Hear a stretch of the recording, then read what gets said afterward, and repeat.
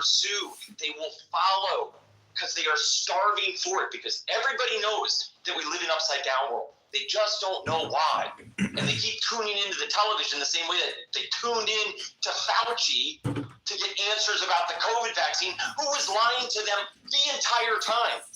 And we know that because in his internal communications, he even said, oh yeah, masks aren't going to do anything, like a month into the pandemic.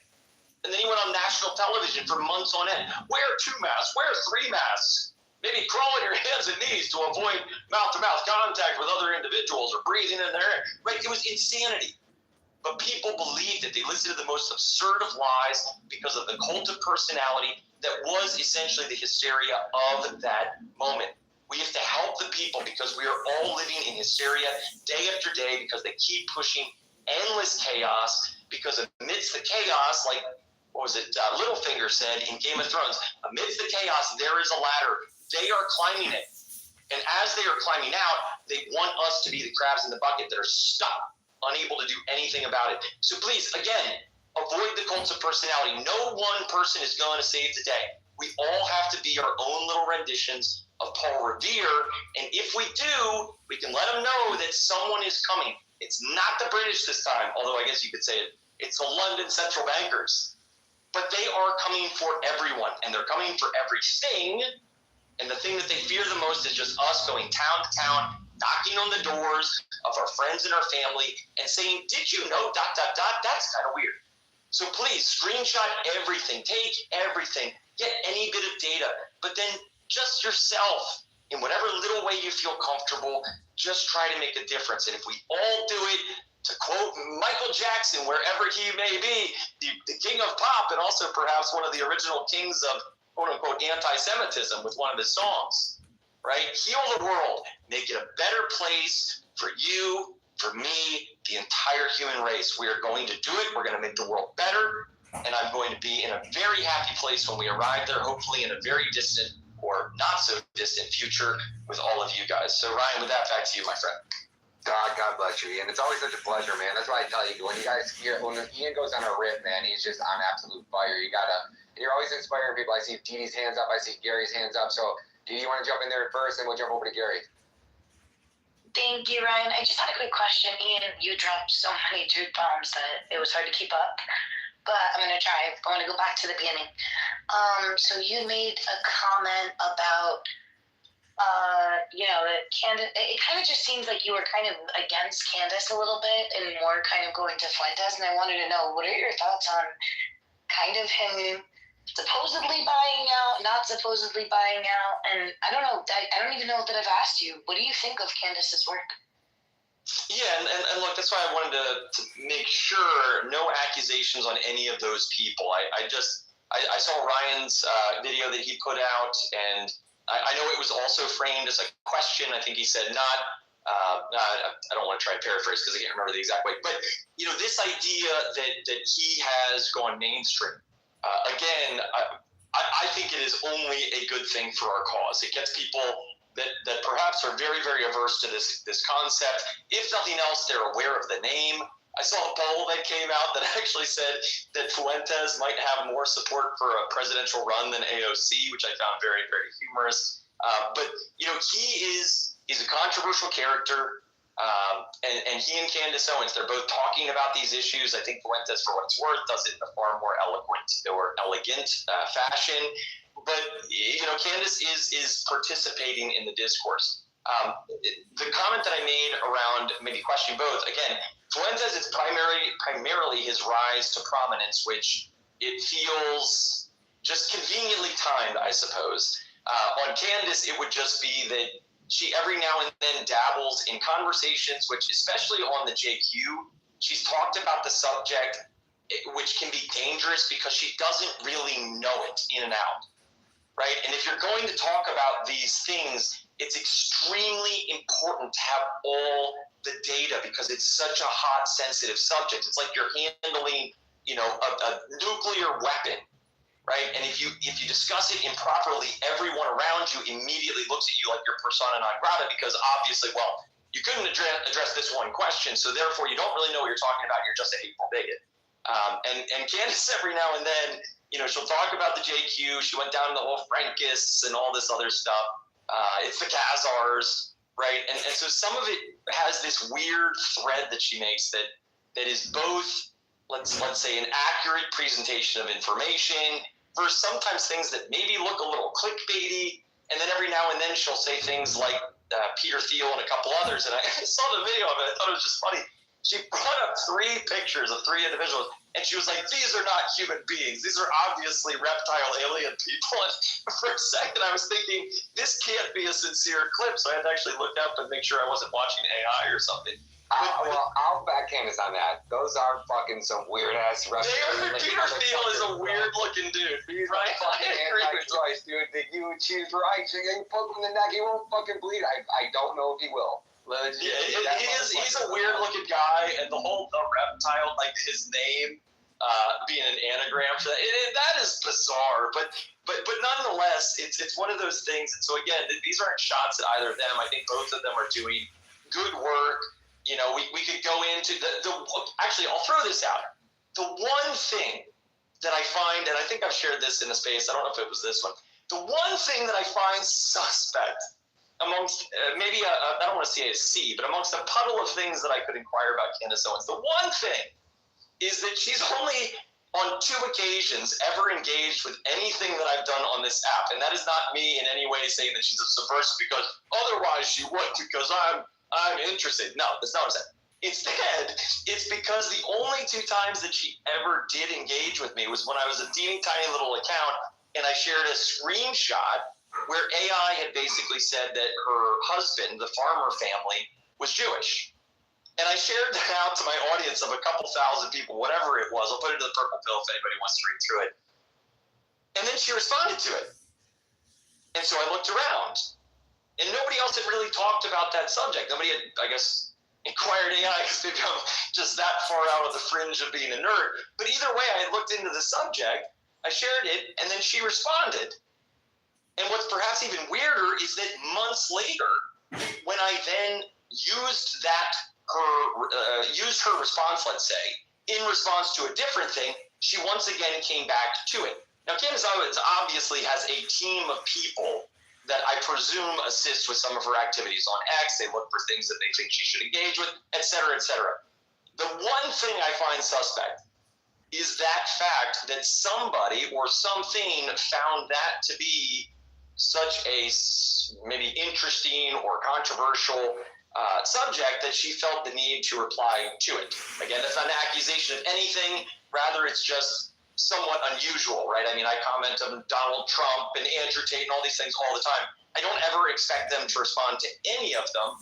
But if they did, it would make me scratch my head and say, what is it about that was so significant that it merited their time or attention? So I'll just throw that out. Again, not an accusation of anything. I found it rather interesting. Gary, jump up in here, brother. Let's hear what you have to say, homie. Yeah, a couple things. Well, Ian, best way to find out where the fish are is throw a little bait around. I just wanted to say something to the audience, which was 2 things that were said over the last hour. Not everyone is going to be able to be in a position to do what Ryan, Ian, or whoever's doing. Okay, so that there's 2,000 people in here. I'm just going to put my little business, economics, strategy hat on. Those of you in the audience that are, receiving some benefit, even if it's entertainment or broader education on how the world's working, there's a lot of energy in sending these guys $10. Okay, subscribe to them, put some jet fuel in their engine, and let them continue to expand, so they're not having to constantly grovel for how they're going to make their next, their next event, the next trip. These are always better in person. The more we support these guys, this does not look. The enemy has lobbyists. Don't send me any money. I'm not pitching anybody. But for Ryan and anyone doing this, okay, support with your fucking energy, or go support the other side. Because really, you're getting outplayed. They're cheating, and they have a bucket of money. So, guys, really love you guys all. Thank you very much. Man, Gary, you always gas me up, brother. Thanks so much, man. Couldn't have said it better. Gary's showing my subscription for me. I didn't have that on my bingo card for today. Thank you, Gary. God bless you, man. Let's go. All right, let's jump over to the next hand in the row. We got John Doe. How you doing, brother? Hey, what's up, Ryan? Maze, CC, thanks for having me up. Gary fan, Ian fan. Anywho, I want to bring up something that Maze brought up a little earlier, and I don't think that I've heard anybody say this. And I'm amazed, I don't even know if you realize what you said, but you were talking about the videos that everybody took on that day. If I'm not mistaken, not even a week later, they were talking about geofencing churches and things, right? If you can geofence, you can manipulate. Am I correct? Just throwing that out there. Well, geofence technically means that, like, they put, like, a perimeter around it. Let's just say, I don't know, a zone, and anything that goes in that zone, they know that, like, let's say that zone's a bank. Then they can kind of tag anybody that goes to that bank. Or if they know that zone's a church or whatever kind of church, they would know, like, because of the GPS that their phone entered in that zone. So in a sense, it's kind of setting that perimeter and capturing, let's just say, whatever the data is from the phone, so it's able to market to it. Now, when you're saying they can manipulate, I guess in terms of, you know, them having access backdoor into people's iCloud, I don't know. But I will say that they would be able to identify in that area, like the university, all the people there that day. And so it would just kind of leave the question as to whether or not they would be able to have backdoor access to all of their cloud information to delete it. Thanks, Maze. You're the best. You're the best, Maze. Let's go over to our boy John down there. John, jump up in here, homie. Hey, Ian, I'm wondering what you think about 9/11 and World Trade Center 7, the supposed fire debris that burned for 7 hours of office furniture that collapsed that massive structure. I'm just wondering, what are your opinions on 9/11? Because the amount of people that died as a result of 9/11 in Iraq, Afghanistan, et cetera, in the millions. So I'm just wondering, what are your speculations? Will 9/11 truth ever come out? So, will 9/11 truth ever come out? Yes, it's coming out little by little by little. It's getting to more and more people. The good news is there's a growing base that certainly suspect that something was done in way of an inside job or something along those lines. There's certainly people out there that are experts on the subject, and I agree with most of what Ryan Dawson has done on that day. I think he has some wonderful documentation that I strongly recommend anybody who's curious about it goes and watch. The one area that I do really disagree with him on is Building 7. And if he's listening to this at some point in the future, I'm sure he's going to say that idiot has no idea what he's talking about. And Ryan Dawson is fucking She's back and better than before. That's what I'm saying. Weird as fuck, bro. And, well, I didn't know There's you another round in a long shooter. There's some other shit that he was saying earlier. Yes. Bro, how do you get here? Yeah, he has some, and that's the thing. I like a lot of what he talks about. I think he really researches a ton of it.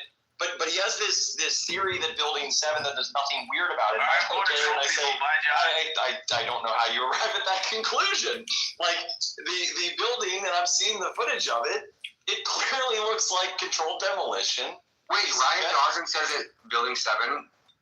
I shouldn't say that with absolute certainty, but if I'm not mistaken, and somebody please correct me if I'm incorrect on this one, but that's what I've heard. I feel like Dude, it's so funny because when this Charlie Kirk shit started going down, he was like adamantly messaging me back and forth with me about sending me pictures, and I'm like, all right, bro, I got to a point where I was like, listen, dude, we're just not going to agree on this, all right? And he was trying to convince me that Tyler Robinson was this training lone shooter, basically you're defending Antifa. I'm like, what the fuck? How do you get here, bro? I thought you were one of us. I thought you were over here it's the fucking Jews, and you're over here Well, no, it's not. I don't know. I couldn't get there with that guy. Go ahead. Yeah, Ryan takes a more nuanced approach than I think perhaps Truth Teller and I and a couple others would go down the path of, right? That there's something else going on. He also, we would disagree on race and kind of the racial connection of the, let's just call it the Jewish group or empire or people. But yeah, when it comes to 9/11, to that question that was asked, I do think the truth is going to come out around that day, that event. Obviously, it was an atrocity. I do think Building 7 was clearly controlled demolition based on what I've seen, based on the evidence, the support, the idea that there were... Demolition, Ian. He admitted it. He said he'd pull it, right? Well, the pull it quote, and Ryan again can share the context around that. And yeah, I think perhaps based on at least what I've heard from him and a little bit of research on that specific quote, I don't think that one's necessarily relevant, but the video footage certainly looks beyond funny. The idea that it was a building fire that was a consequence of some of the adjacent rubble from the other two towers, it just seems really unbelievably difficult to believe that, especially given all the other things that we know. And you can go down the different explosives in the building. We can go through the team of art students and all the other pieces of the puzzle, right? But the thing that we know with absolute certainty at this point is that something was off. The official narrative makes virtually no sense. If you want to buy into that, subscribe to the fact that somebody just happened to find a passport from one of the pilots at the base of the rubble. Like, I mean, try to imagine that. Like, two giant buildings have collapsed, and this guy just happens to show up, and he looks down, he's like, oh, look at this and amongst all the rubble, all the things, the broken bodies, right, that you would probably presume were there, along with all the other nonsense and chaos and fire. And he's just like, oh, a passport. Curious. Let's see who that belongs to. I guess the guy just, flying the plane, he just rolled down the window with like one of those crank handles on a 1980s vehicle before throwing it out of the driver's seat of the plane, right? It's crazy to believe that.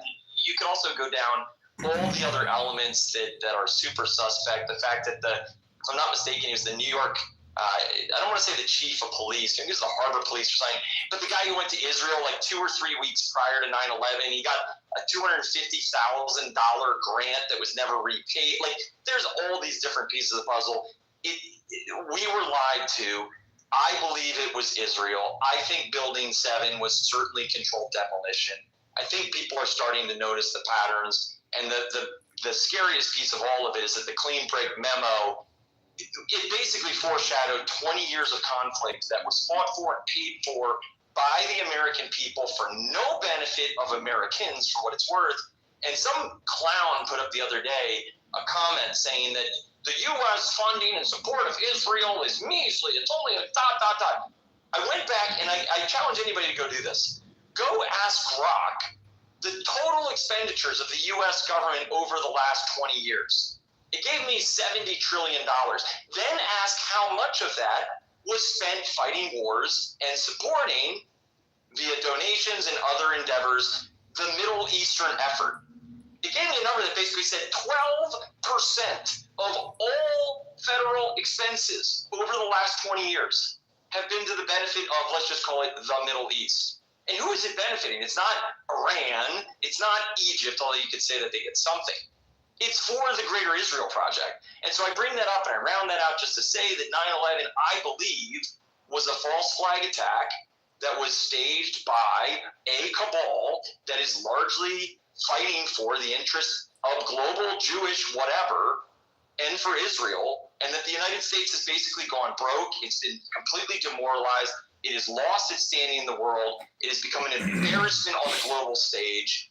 And all at the expense, at the end of the day, not just of the present that we all live in, but a future where the U.S. no longer can be Team America World Police, like that funny movie by the South Park creators who, oh, by the way, yes, they're Jewish.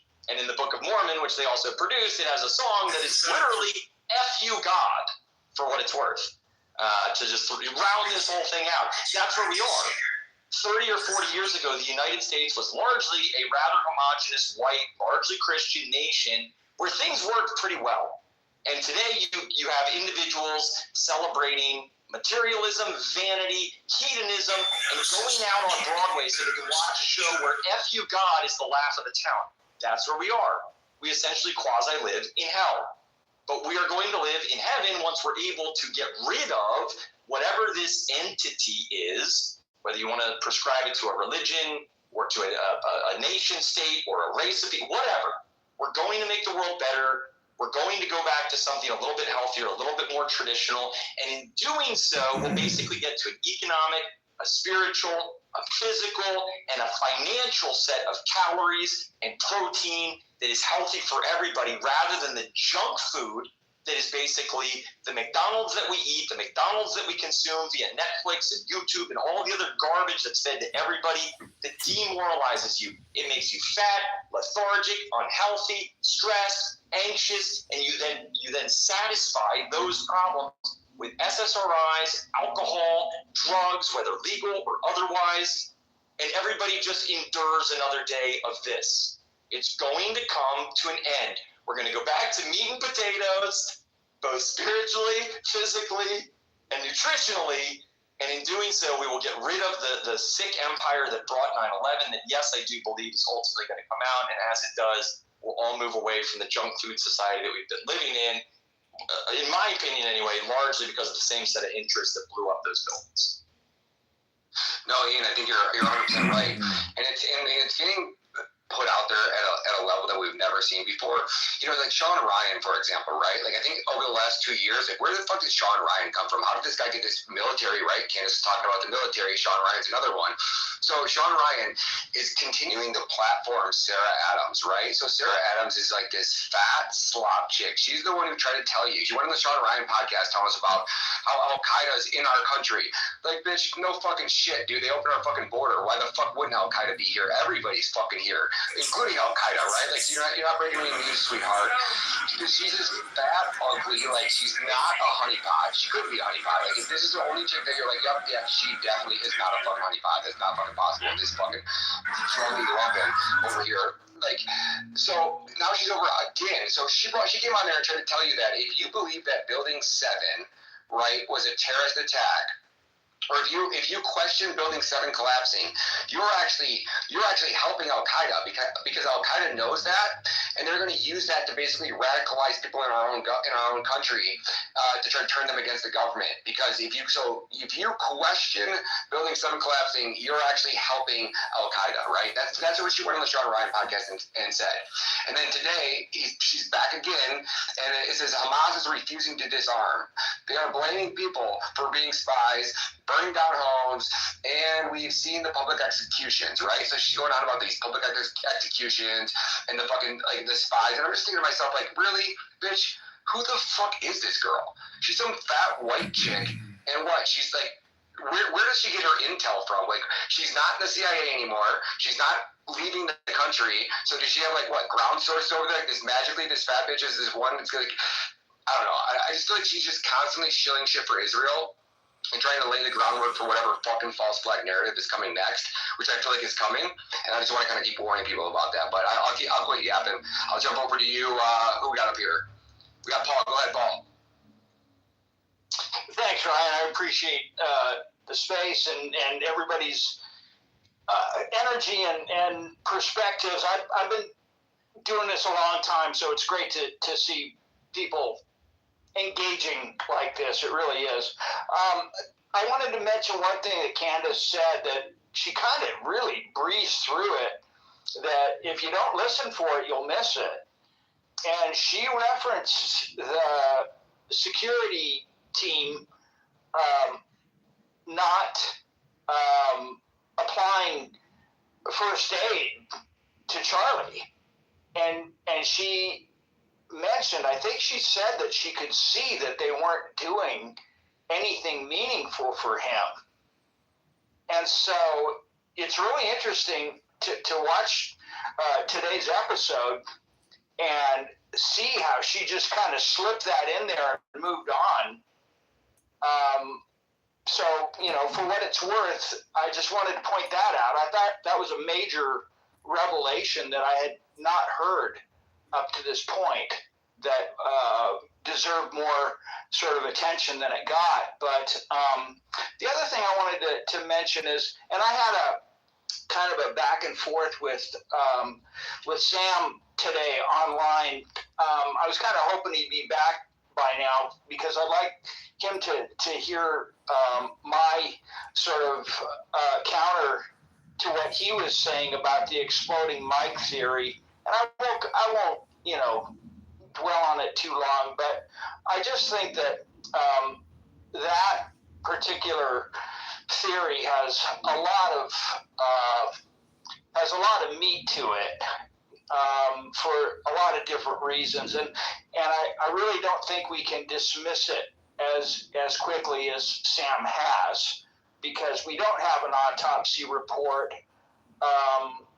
which is the only way to really confirm that it wasn't that. Why do you post every day? The other thing I wanted to bring up is that whoever was recording sound off of that loud mic, was it the videographer that was standing right in front of him? Presumably TPUSA has that recording from the loud mic, unless it just was an exploding device, and then in that case there wouldn't be any audio from it. But the other thing I wanted to mention also is that if there was an explosion at the lavalier microphone, that sound would have been transmitted through the speakers, through the handheld mic that Charlie was holding, and also the microphone that was being used to ask questions. And so, a lot of the talk about, where did the sound come from, aside from the reverberations off of the buildings and all that, the speakers probably contributed to the confusion. If you were further away from the explosion than the speakers were.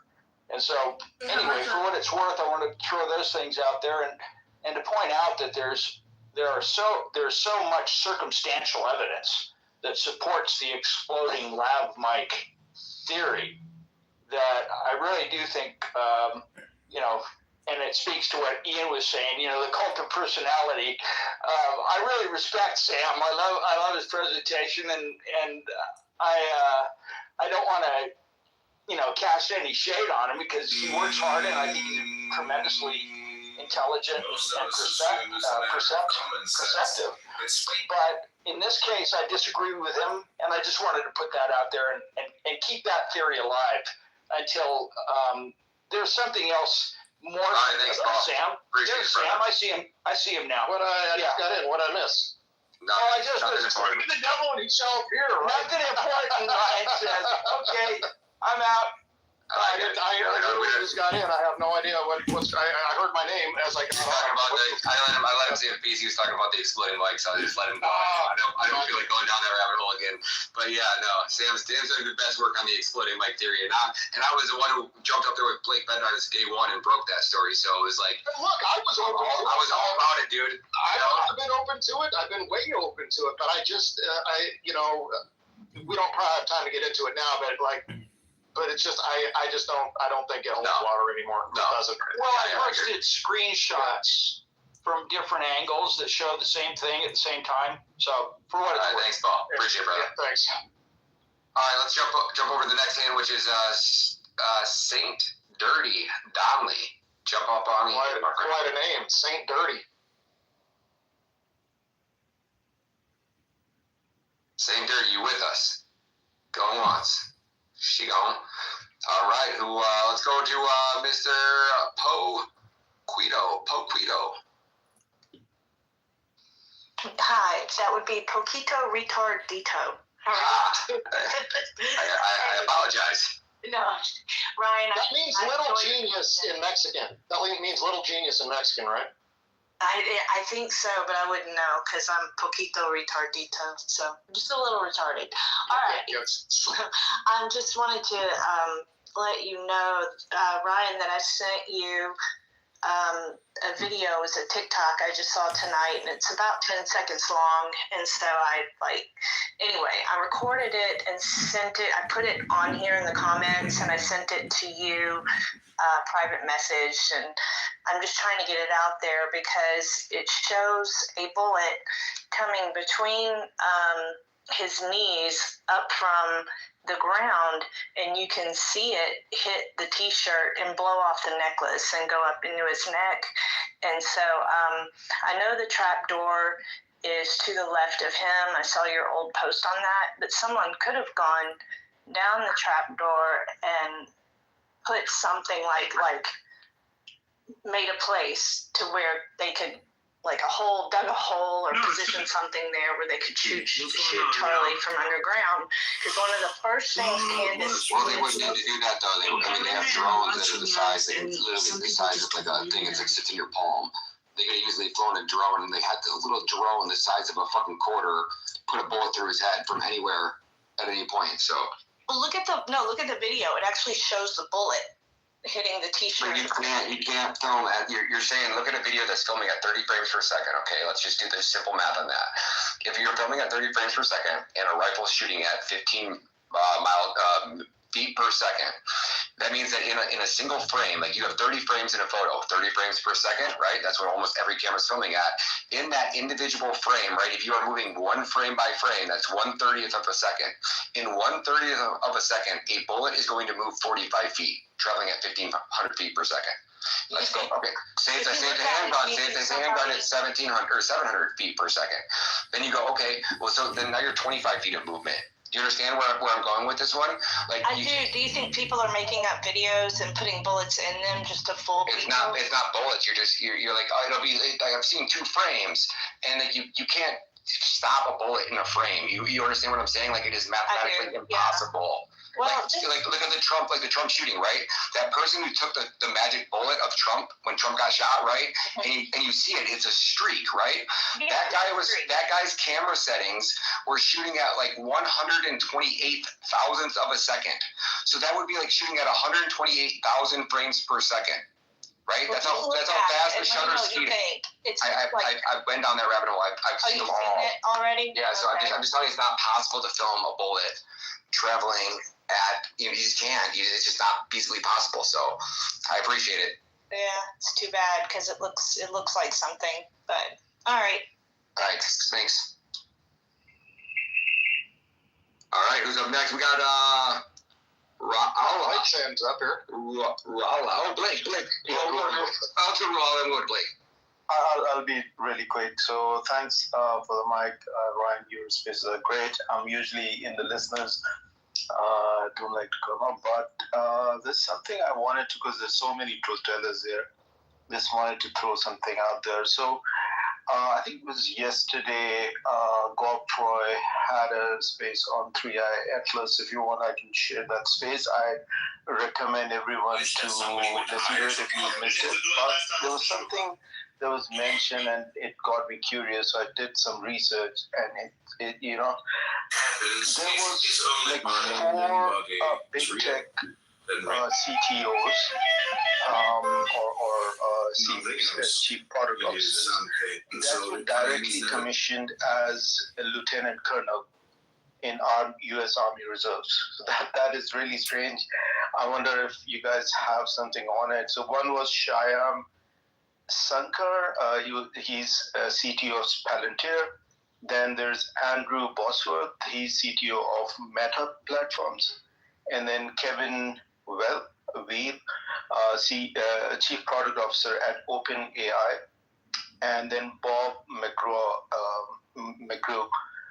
He was former Chief Research Officer at OpenAI, and then later he was advisor at Thinking Machines Lab. So they were all 4 of them were made lieutenant colonel, which is really weird.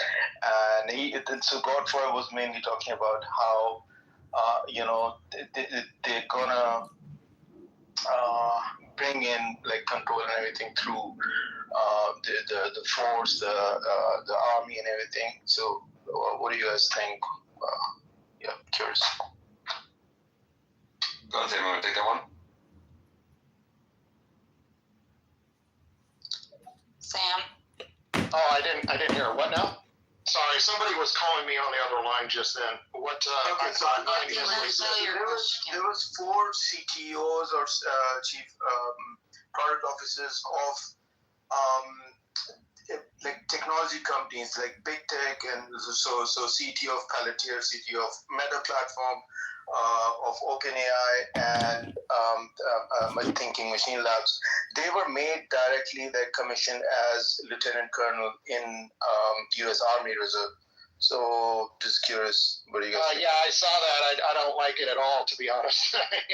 They're more openly and overtly militarizing the social media platforms. And this is a theme that we've talked about in the past on this space, that Twitter is not the free speech, open communication, innocent, free speech platform that you think it is. It's a militarized intelligence operation that many people are taking advantage of and utilizing, and that's just under the surface on that. So just to be quick and brief, yeah, it's troubling, and I don't like it at all.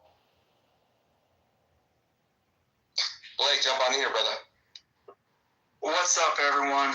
All right, so first off, I posted something, a couple things, but one thing in particular, down in the chat, it is the trapdoor.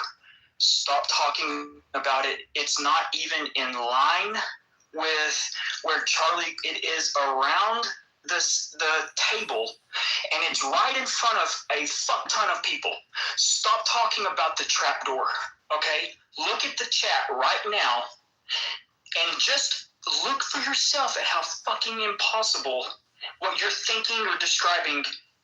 Like, walk through that, okay? That is a screenshot of a video that was taken by Christian Overton, who was right there on the front row with his son. The fucking trapdoor was right there. Nobody went down the trapdoor. The trapdoor didn't fucking move. It's impossible. Stop talking about the fucking trapdoor, please. Thank you, Blake. I put that up in the nest for everybody, in case you have trouble finding it.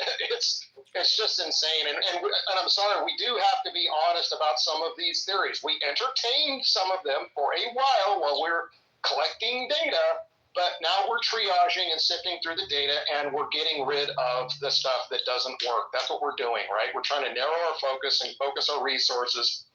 And we're not stopping it. If you want to keep going after the trapdoor, have at it. Like, I agree with Blake. Just start your own space. Just start your own trapdoor space, and don't come on here and crush the vibe. Okay, second thing, and Sam, dude, I love you, dog, but I'm gonna do a minor dissent, okay? And Ryan, don't hate. Yeah. Okay, so it's not necessarily the lava mic. Okay, I am on the necklace. Okay, and let me just explain a little bit of a backstory to it, okay? And my one only dissension from Sam's wonderfully put together video, it is the fact that the shirt and necklace are moving in multiple frames with the absence of a wound until the shirt comes down and the wound appears. That does not make a bit of sense on any sort of level, and I have tested this out this past weekend with a few of my buddies, one of them of which went to the same sniper school that Gary went to, okay? And I'm telling you right now that the absence of a wound in all of those videos prior to the necklace and shirt jumping off his body is impossible, okay? And I understand there might be a question of different frame rates or whatnot, but in every single demonstration on a cavitation illustration, there is a blowback of the skin, whether it's a gel block, a piece of meat, whatever it is. You don't have the neck or whatever you're shooting at completely untouched, but everything else around it moved. That's impossible. And we tested this out. We're making a video, and I'm telling you, I'm going to go even harder. I just wanted to see if it was going to be worth my time in looking at, because I've been talking to Gary Melton about it, and I don't know what his time frame is on it. Well, I got moving real quick on it, and I just happened to be out in BFE over the weekend in Colorado, and so we tested it out, okay? And it was absolutely shocking, okay? So with that, Ryan, with your blessing, I would like to play just a 1-minute video of the pastor Frank Turek with an interview. And everyone, I want you to listen to exactly what he is describing to Megyn Kelly. And Megyn Kelly, this expert litigator, lawyer, interviewer, did not think to push back on this. Please listen to this. And they roped off the vehicle that we took out of there as a crime scene. I don't know why. It wasn't part of the crime scene, really. So we couldn't get into the vehicle until the FBI cleared it. And it happened that Charlie, in the back seat below him, between these 2 bucket seats, was my computer bag. So everything, I couldn't go anywhere. My wallet was in there. I wasn't going anywhere anyway, but I had to go in and get that out. And so when they finally cleared it, I got into the car and I pulled out my bag, and draped over my bag was Charlie's necklace that had a cross and medallions on it. And I had heard they were looking for that. And so the cop was like, "Oh, we've been looking for that." I said, "I got it." So I just took it. I don't understand this. I saw the necklace. Okay, does anybody want to take a stab at the fucking massive problem? Yeah, I will, Blake. I will. And I'm glad that you brought this up. This is actually a break that Blake has just brought up many, many important points, some of which I wanted to bring up too, so I'm glad you brought them up. He talks about the medallions. And number one, there's a lot of problems. Like, why did the FBI find the necklace when the they FBI? What Are they the top dog of law enforcement? They just cleared the vehicle, and then all of a sudden, the necklace that exploded off his body is somehow in there. There's a reason that they keep talking about the fucking necklace, and it's because they want you to think it's still in existence, when in fact, I think it exploded. Okay, well, let me address that, Blake. He's bringing up some really great things, and I don't have all the answers for this either, so let's explore it. So there are inconsistencies in the necklace story. Let's start at the beginning. Erica Kirk says that the medics ripped it from his body. Now, I'm not saying she lied about that. Obviously, she wasn't there, so whatever she's repeating, she's been told by somebody, right? So she says that the necklace was torn from his body by the medics when they were, tending to him. Of course, we can see from the video that that's not true. It's blown apart off of his body. That we can see that. That's number one. So that's not true. It's an inconsistency, let's call it. The next thing is this whole Frank Turek debacle, the FBI doing the vehicle, not finding the necklace, but then Frank Turek finds the necklace in the vehicle with medallions, right? He says it's got medallions on it. Here's the problem. The necklace that Erica Kirk holds out her SUV that we're led to believe is the same necklace that Charlie was wearing doesn't have any medallions on it. That's number one. Number two, people have found old pictures of Charlie wearing a cross necklace, and it doesn't have any medallions. So we have several inconsistencies. We have Erica saying it was removed by the medics. That's not true. We have Frank Turek saying it has medallions. That doesn't seem to be true.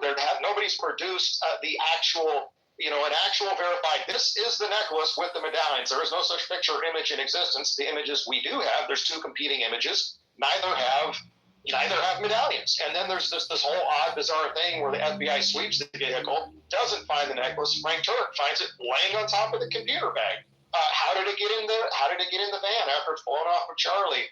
Why are they saying these inconsistent details? So there is something there. I'm not sure what it means, Blake. Is it embellishment? Are they trying to create a feel-good story with the necklace? Is it just some sort of, like one of those little white lies to help people feel good about things? Maybe it's ultimately meaningless. Maybe it means something.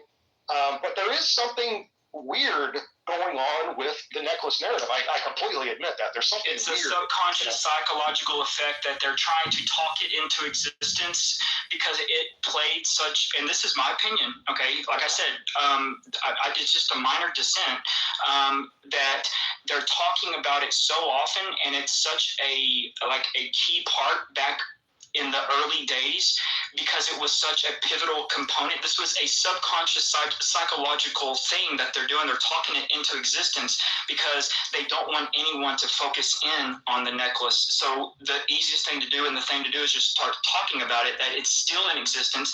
It was found by Frank after the top dog law enforcement agency of the United States, the FBI, cleared the vehicle. And then Frank, investigator Frank finds it and hands it over to the police. Why they were looking for it? Why were they looking for it? I mean, what's the deal? Like, why? There's a lot of oddity around it, but I do want to address your previous talking points about the entry wound, exit wound, the necklace mechanics of the possible explosion. I want to address your talking points there. Number one, here's why I don't think that the necklace exploded. Because if the necklace exploded, it destroys the necklace. But we can clearly see the swoop that goes up over his left shoulder. We can see clearly defined lines. That is because of the cross or the pendant is being pushed up into the shirt, pulled or pushed up into the shirt by the force, by a force. Okay. Now, if that is what had exploded, it would have obliterated that and would not have maintained the structural integrity to create that upward swooping shape. That's number one. Number two, it would have created a singe or a hole or some sort of explosion under the shirt. That's not what happens. It merely stretches the fabric and then relaxes. So I don't think that there is an incendiary device there. It would have made a hole. It would have destroyed the structural integrity of the pendant. It wouldn't have been able to create that swoop that then dissipated. I don't think the mechanics work. That's number one. So percussive charge. We're gonna. There's gonna be some stuff coming tomorrow. Okay. Well, I look forward to that. So now that's number one. Number two. With respect to the entry wound or the wound appearing after the swoop, right? If you look at the video that I have access to, maybe there's higher quality video that I haven't seen yet, but the video I've seen, his neck massively expands. It probably expands, maybe almost doubles in width. Okay, almost doubles in width, and the white T-shirt is drawn upwards. And his chin is kind of down, and his entire neck area is covered. Okay, it's entirely covered as that swoop goes up over the left shoulder. Then the T-shirt comes down and relaxes. Then we see the wound. My point is we don't really get a good look at the neck before it gets covered over by the cavitation, shockwave, and the shirt. We don't get a good look at it before that. And what I will say is, if you watch in slow motion, Charlie's eyes close and his face kind of grimaces and goes blank first. Then you see the chest expansion and the T-shirt cover his neck and his neck expand. Then you see it relax down, and then you see the bloody hole. And so what I submit is, I think it's just an artifact of frame rates and camera quality that you don't see an entry wound, because it just doesn't get captured, because it gets covered up by the shirt and the shockwave expansion first.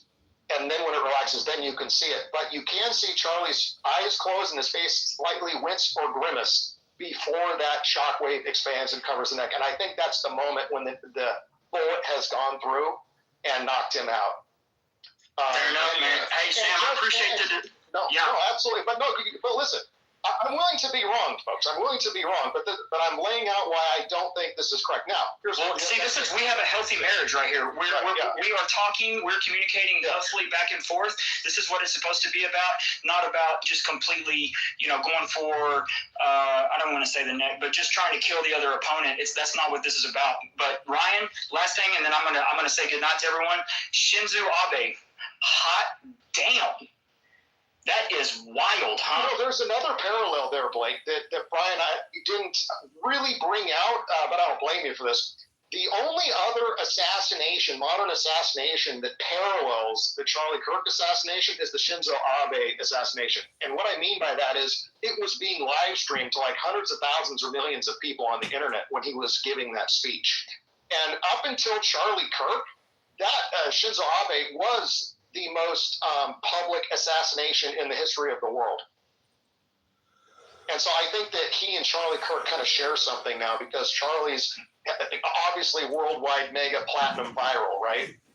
And so they now are joined, they're joined at that, in that fashion too, being a 21st century assassination in front of the eyes of the world in real time. Let me just throw it out there that you both could be right. If I was an intelligence agency, what would I do? I'd put Tyler Robinson up on the roof. I'd put a second shooter somewhere else. And backup number 3 is I'd put something small, not explosive, not to kill him, but to throw him off balance, tackle him to the ground if the shot missed, and then put a bullet in him when he's on the ground. I don't think Charlie was out of there alive. Could be, like, obviously could be, and I agree, you want to have a fail-safe or a backup plan, but I'm just seeing no evidence of an explosion anywhere. Like, there's no shirt singeing anywhere, there's no holes, you know, there just isn't anything like that. And I hope that, you know, I think it's a fair point that both sides can agree on, that even if the necklace did explode, or in a sense, we can still be looking for another guilty party. And that's I don't think that killed him. No, I don't either. The people that can't get past Rick Cutler, can't get past the explosion, it could be something to throw them off balance, where they're going to tackle them on the ground and then put a bullet in them as a backup. So we can still be looking for somebody else. I do think it's helpful to keep going after the necklace, as we said. There's a lot of strange, conflicting talking points about it. It is very weird. Blink brings up a lot of good points. And okay, maybe there was some sort of necklace explosion to create a distraction or something. It's sort of like oddly synchronized with the shot to the neck. Also, I don't think the necklace, if it did explode, could possibly be responsible for the cavitation shockwave that undulates through Charlie's body, reverts out his neck, down his back, up through his chest, and out and through his neck. It's far too expansive for an external percussive explosion to create that effect. I think the only thing that can create that effect is like a higher energy round entering through his neck or somewhere in his upper torso, right? That creates that massive Stay Puft Marshmallow expansion, if you will. I'm not trying to be crass, I'm just trying to be descriptive for people, because that's what he looks like when he expands. He looks like the Stay Puft Marshmallow Man for an instant. And the last thing I want to say about this is, remember, folks, this all happens in the matter of a few milliseconds. Now, a camera with a frame rate of 60 frames per second, that's set about 17 milliseconds per frame. And this entire shockwave episode probably only lasted about between 10 and 20 milliseconds. So this is why we have a couple angles where we see like a couple views of the cavitation shockwave, because, you know, it was basically, it got caught on, like, this camera caught it on that frame and that camera caught it on another frame. And so we have like 2 or 3 frames of it. So it is kind of herky-jerky. It's hard to figure out. But even if the necklace is exploding, it can't create that overpressure expansion that we see that fills Charlie, right? It can't do that. So at best, it's a secondary device or some sort of the supplementary action to go along with the main event, if that makes sense. It would explain his shirt, though, wouldn't it? If the bullet explains the body and the. Well, I think that, yeah, the pendant obviously swings up under the shirt in swooping over the left shoulder fashion. That is absolutely the pendant doing that. I think that's the pendant doing that. I mean, nobody's been able to explain what else it could be. And in my video, if you watch, you can see the other side of the necklace whip around the right side of his head, whips around, and then it falls down dangling with the other end still attached right underneath the shirt collar. And so I have interpreted that as it's acting as sort of like a grappling hook, right? It's this pendant or this cross, the end of it, that's still caught inside the shirt, and the rest of the chain is dangling down. And so that's another reason why I don't think it's exploded, because the chain doesn't actually fully leave Charlie's body. It's still caught in his shirt. It's still caught because the pendant's still caught. And the pendant's still caught because the pendant hasn't been destroyed. Right? It hasn't been destroyed by an explosion or a blast. Right? That's how I see it. Could be wrong, but that's how I see it. Awesome. Thank you. All right, let's tap in with John, and I think that's the last hand. Joe, I don't know if your hand was up or not. Yeah, it's up, and I shared this video with Ryan like 3 days in, and he retweeted it about the back of the shirt. Because I don't know if Ryan, if you remember that you had retweeted it. Sam, I don't know if your theory is the bull came from the front or the back. Can you just clarify? I have not taken a super hard position on that. I'm allowing that to play out, but I think there's no question that there is some sort of high velocity round that had to have entered him to create the Stay Puft effect, right? Yeah. And so I'm not taking a solid 100% position yet on the angle or site of entry. Or an exit on that. Yeah, I'm not taking a hard position. I suspect it did come from the front at an angle, at a downward angle. That's my suspicion, but I am not like forever married to that theory.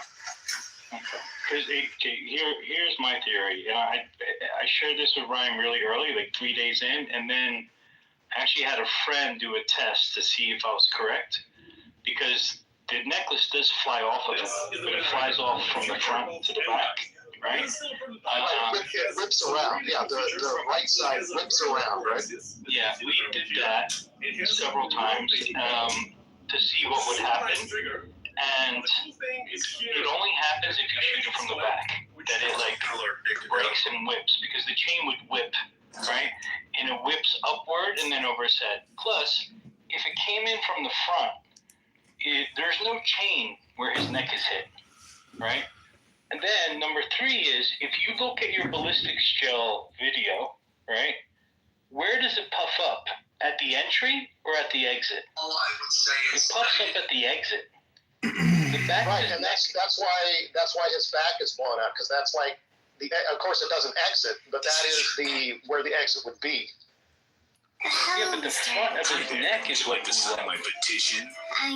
No, maybe you haven't seen the other angles, but we have some good shots that show his back expanding outwards and his chest expanding outwards and his neck expanding outwards. We have views of all 3 of those. Yeah, the back of his shirt is the first thing to move, right? That's right, and that's what jerks that's what imparts a backwards force on the chain first. Okay, could be. Okay, I'm not saying it's not. I believe it's the entry. Okay, because the chain starts to whip. The chain starts to whip before you see the Stay Puft Marshmallow Man effect, right? And I believe you see the back puff up first, and then his neck. Yes, I think that's roughly correct. But here, let me just explain the mechanics of how where I'm disagreeing with you. Right. Think about a toilet paper. Think about a toilet paper roll. You know how a toilet paper roll is big and heavy, and if you pull the toilet paper out slowly, it's fine. But if you go quickly, it tears away from. If you pull it quickly, it tears, right? And what happens is you have this pendant that's slightly heavier than the gold chain. Okay, and when you have the overpressure that goes out his back, it's moving at 1,500 meters per second, that overpressure shockwave. It's moving at 1,500 meters per second, okay? And it jerks the chain violently and quickly backwards. But then in the course of 1 or 2 more milliseconds later, it's then moving, the shockwave is now moving forward into the front, like a balloon, and it's imparting a forward force on the pendant and an upward force. So the junction between the pendant and the chain is subject to 2 opposite forces, one throwing the pendant forward and the other one jerking the chain backwards independently. And that creates that creates a torque at the weak point where the chain meets the pendant, and that's where it tears away. And that's why you see the one side that tears away whip around his head, and the other side that tears away with the pendant whips up into the shirt. Like Newton's law, equal and opposite reactions. One side whips one way, and the other side with the pendant whips the other way. But Sam, I want to just do a test with me, okay? Put one finger where his entry was on your neck, right? And put another finger where your necklace lies. And what does that angle look like to you? I'm not sure what angle you're referring to. It can't be from a rooftop. I'm not sure what you're referring to. If you look at the bullet entry, if it's an entry from the front, and you put your finger on your neck, like where right around the place where he got shot, okay, and you put the back of your finger where the neck is, okay, you'll see that it's actually a little bit higher than where the actually entry wound is. So that means someone would have to be lower than him to shoot him, which I don't believe happens. I understand what you're saying. Here's the problem. We can't, because of the slow frame rate of the camera, we can't actually be certain where the shockwave originates from. We have to remember that it's undulating in many directions at not simultaneously. But there is a definite pattern that it goes from high to low and from back to front. Right? And so that's what the pattern seems to be. We can't determine it. And so I submit that the best explanation for the shockwave that's going back and downwards and then expanding back to the front is because a bullet is coming down into the neck in a downward direction that gets deflected down into the chest cavity. That's carrying the shockwave first out the back of the neck, then undulating down the back, and then reverberating back to the front and up. Yeah, I think the only place we disagree, Sam, is you believe the body is what caused the back of the shirt on the bottom, like lower than that neckline. You believe it's the body that's creating that shockwave, and I believe the body doesn't create it. The bullet creates the shockwave. The body is being expanded by hydrostatic pressure, imparted by the kinetic energy of the bullet. But his back moves first 2 times. His back moves first up top, and the puffing. Yes, and then it undulates downward. Right. So yeah, we're saying the same thing. So I don't understand where the disagreement is. It starts up at the top back of the neck, and then goes downward. So why wouldn't that be a shot from the back then? For all the reasons we just said, because when you shoot ballistics, Joe, you get the big blowout. And Blake's right, you do have this little bit of back blow in the front, but you get the big blowout in the back along the direction of exit, right? Right, which to me I think is his neck. Which means the bullet's coming from the front and going towards the back. Now, here, I'll tell you another piece of evidence. Hold on, let me just make a point before you do. Yeah. To me, the gel is an example of what happens to the body, not just the shockwave, right? In the body, right, you see his neck puff up in the front, not in the back. It actually expands, I think, in 360 degrees. If you look at different angles, the whole thing gets wider. Like, I'll look again. Yeah. But if you look at the angle of the entry and where the chain would have been that broke, if it's from the back, it makes more sense someone behind him in that tunnel shoots, or otherwise it would have to be someone in the audience in that on the ground level of the pit that shoots, right? It's only one of the other. I'm still, like I said, I haven't taken a hard position. This is my hypothesis. So could be. Here's the other reason why I think the bullet is traveling front to back. If you look at the camera angle that's straight to Charlie's left, where we see that wonderful view of the chain whipping around and then dangling down towards the ground. If you look at that camera view, and you go frame by frame by frame for several consecutive frames, I don't know how many, more than a dozen, Charlie's head and body are consistently moving backwards, and there's double exposures from frame to frame to frame, so you can see, with the double exposure and motion blur, that his body and head and everything is consistently moving backwards, frame by frame by frame by frame for several frames, like perhaps dozens of frames. It's consistently moving backwards. So that to me tells me that the momentum of the impact is carrying him backwards, which suggests a shot from the front. This is why it goes in. You see the shockwave first erupt out the back and then reverberate back to the front. Okay. Yeah, I mean, All right, guys. We've covered this topic. Let's go. We got a lot of hands. A lot of people want to jump up in here. We can talk about bullets shooting sideways all day long, but let's throw some hands up in here. Joey, we're gonna bring you up next, and let's jump over. So if you guys have been up here, Jonah, you got a question? If not, I got 500 hands that want to come up here, so I'm gonna cycle through some people. Go ahead, Joey. What's up, brother? Or what about Josh? Josh, jump in here. Or John, do you want to jump in? Yeah, my question is, I hear the word Jews used so much that I'm just wondering, like, how you differentiate between, say, employees of intelligence agencies, active duty intelligence soldiers, versus using like stereotype terminology. At like what point do you realize, okay, I'm making bigoted statements, generalizations, versus I'm actually an investigative journalist documenting espionage? What's the silver lining of that conundrum? Okay, Sean, start with if they're Jewish, you can't fucking trust them, right? So like, if they're Jewish, doesn't matter what organization, what entity, what government organization. It's just, you're a Jew, I don't trust you. So like, we just start there. Everything you say, I think is a lie, and I don't trust you. I don't know how else to better say it. It's just, they're just Jews. It's just that. They're Jews. They're just untrustworthy. They're stinky. They're smelly. They're kind of fucking ugly. And that's just how they are. They're inbreds. I don't know how else to explain it. Ian, you want to jump in on that?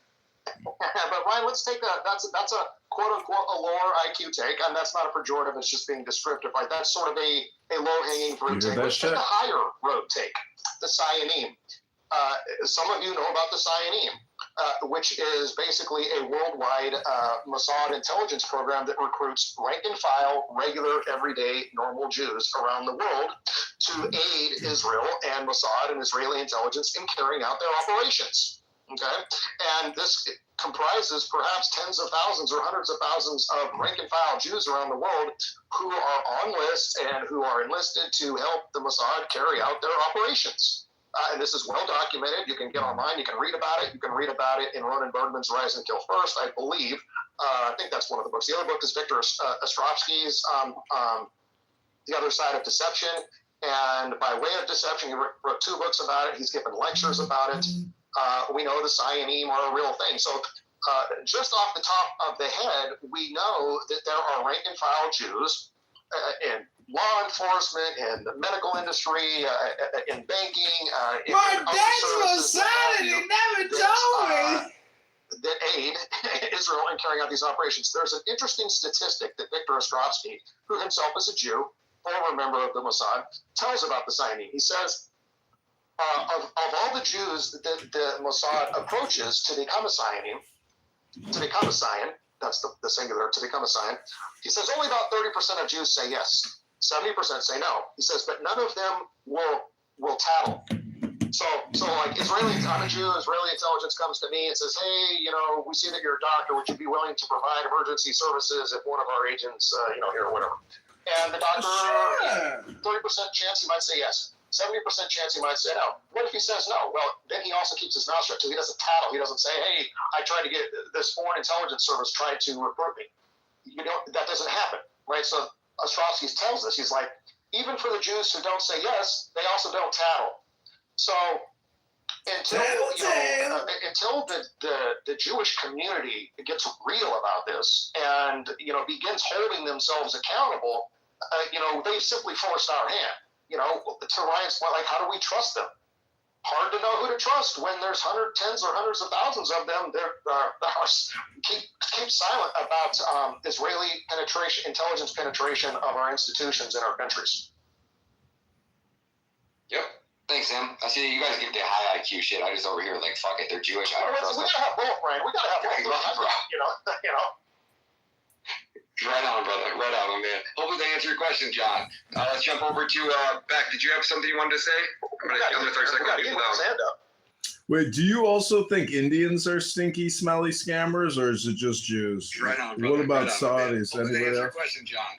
Let's jump over to Beck. Did you have something you wanted to say? I'm gonna start cycling people down. Wait, we lost him. He dropped off. What's up, everybody? What's up, Maze? Long time. Just wanted to say, I mean, you don't got to be an expert. You don't got to be nothing. The whole thing stinks from left to right, from any angle. From here we are, a month plus later. If you can't see it, I don't know. But it's not what they're telling us. That was the hit. And Beck, is this Beck speaking? yeah. Beck, do you know that you're basically like a porn addict, according to Blake Neff? If you're asking questions and obsessed with this, that you're basically like a porn addict. Did you know that? Did you hear that clip from 2 days ago? No, I didn't, brother. I've been on the front lines on podcasts, but you know, there were certain things I didn't agree with about her, but I didn't agree with what happened to him. It was an attack on the First Amendment, period, and it's an attack on everyone, whether you agree with him or They not. kicked me. Especially when it came to my faith, but I still agreed with his right to say it. That was an attack on every American, whether they realize it or not. I don't know if you wanted to add something to. Yeah, I just throw a little bit of, and I have to say, Ryan, not sure if you remember the Dave Chappelle skit from the Chappelle Show back in the day with Clayton Bigsby, where he says, "I don't like them and they stink," referring ironically to black people. And for those that haven't seen the skit, it's Dave Chappelle, who is a black white supremacist who's blind but doesn't realize that that's what he is. When you said that, I found myself laughing, thinking back to that scene. But, you know, I add that as a little bit of levity before maybe being a little bit more serious or sincere. And look, the challenge with this issue is that it's almost like trying to deal with an individual who is anorexic. And I say that because if you go up to somebody that you care about that is dealing with that mental illness, it's going to be an uncomfortable conversation. You're probably going to hurt the person's feelings. And unfortunately, Jews in the West are going to have to come to grips with the fact that their feelings are going to have to be hurt if they believe that their people, their interests, or the nation of Israel has not ever done anything wrong. They're going to have to accept that. And the challenge is, especially on this topic, that the West has basically been told for a long time that they are, in many ways, the villains, right? You've got white supremacy, it's the big bad thing. White privilege, that was a big thing. Whites in the slave trade, that was a thing. I know all of these things because I've been told that I should be ashamed of all of these things for a long time. And then you start to look around and I recognize, well, some of those things actually are real. And in fact, if I look up, for example, privilege, it seems like there's a different group that is privileged. It seems like there's a different group that believes in supremacy, so much so that they feel entitled to hear it. They religiously will even suggest that they are chosen. It's not what my religion says. My religion says that all good people are going to be treated well and go to heaven. Theirs says they are chosen and I am an animal. That's weird. You might say that that is supremacy. We could then go into the slave trade, and well, that's another conversation we could have. That also perhaps has roots in many groups, not just those that are white. And I say this because at the same time, the whites have been shamed about their past. Well, another group has been constantly told their entire life. Crazy people.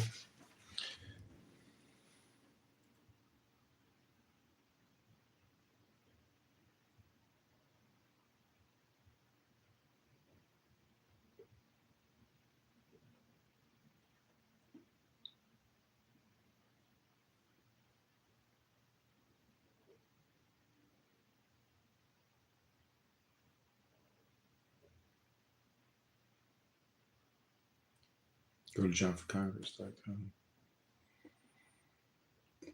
That's the building of our country right there, Mr. Cuddy.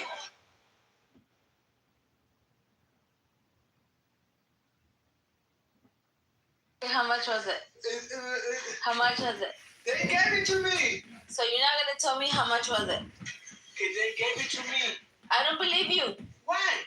How are they gonna give you something like that? They gave this. They were like, hey, How much was it? How much was it? Can y'all please?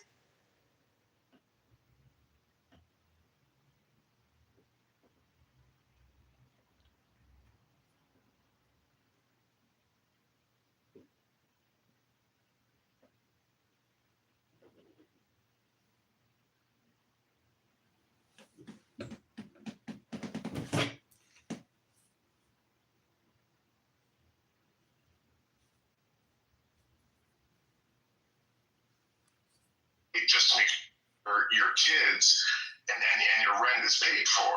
That's the delta. Is that Marshall? Yeah, like there's Mathers stuff that they can forever? do.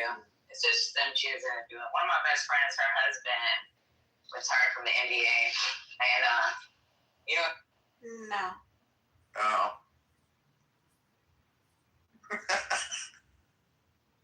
I forgot the name. I was good. Have you gone under a different name, Toast? No, never. You're not James Bradley, are you? Nope. And not Beaver? Well, not. Nope. Not technically. Not at all. Somebody told me about you one night. I forgot who it was though. They were like, "You know this guy Chose?" And I was like, "No." He's like, "Oh my god, you guys are like the fucking same." He's like, "You guys should meet." I think it was, maybe it was at Brock. I don't know. I think I've met Brock. Yeah. Or a Brock.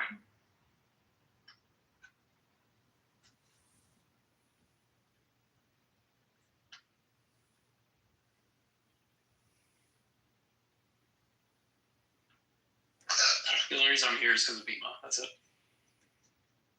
So this is James or Beaver, one of the two. Who, Toast? Yeah.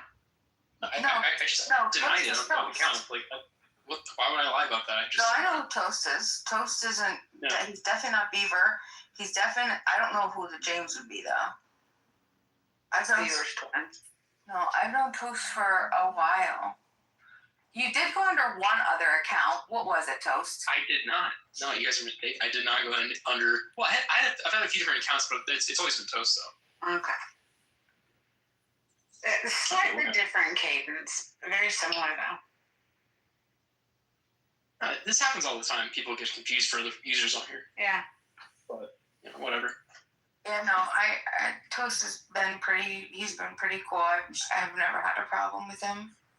We usually have really good philosophical conversations. And I'm consistent. Yeah, I'm not like, I never play like someone else or I don't troll or whatever the fuck.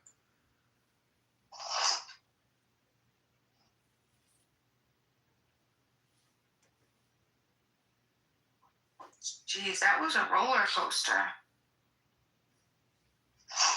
Yeah, a giant waste of time. Yeah, absolutely.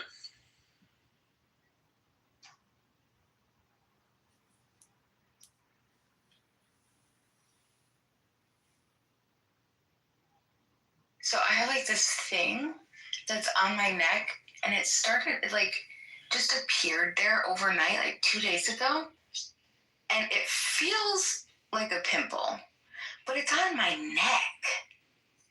And I mean, like when I touch it, it hurts. What the heck? So this is likely a hickey from a small premium mole. No, because it appeared overnight. You got a cyst. And I'm like, what the heck? You got a What bed could this bug. be? No, I don't have bed bugs. I might have begonia bed. You got a cyst. Don't fuck with it. Just put a warm compress on it or ice it. It's super, super small, like a pimple would be. Like those sticker sticker pimples where like you could put a sticker over a pimple on your face. Like it would fit under it. So just watch it, but I feel like you're over there poking it and pushing it. Just leave it alone. That's exactly what I recommend popping everything, but that's okay. I'm kidding. Congressman, how are you going to overhaul this health care system? Overhaul it. I'll tell you, the amount of money we spend, we could have free federal gymnasiums throughout the whole country, 3,000 gyms, so people can start going to the gym and doing cardio every day, breaking a sweat. I don't know how you overhaul it because. Do you think that part of aerobic exercise is down?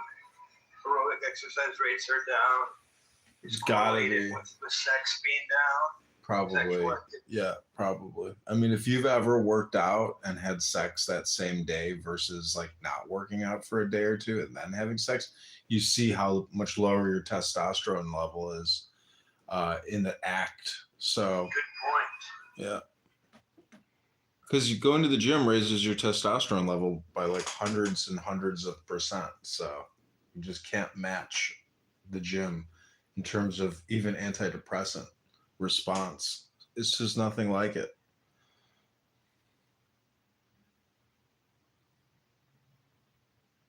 I don't know how you fix the system though, because it's so fucking expensive. And it's like the whole economy is just like healthcare. So if we're spending $4 trillion a year and your experience sucks, because generally it's not that great. Nurses suck, doctors really suck, and the health outcome for what you're supposedly getting is just like barely there. So how the fuck is it $4 trillion a year to fund all that? The system's like just geared towards doctors and lawyers to make as much as possible annually. I think that if we handed out free yoga pants to women, heterosexual women, that would draw them into the gym perhaps, and then the men would be more inclined to go to the gym who don't already go.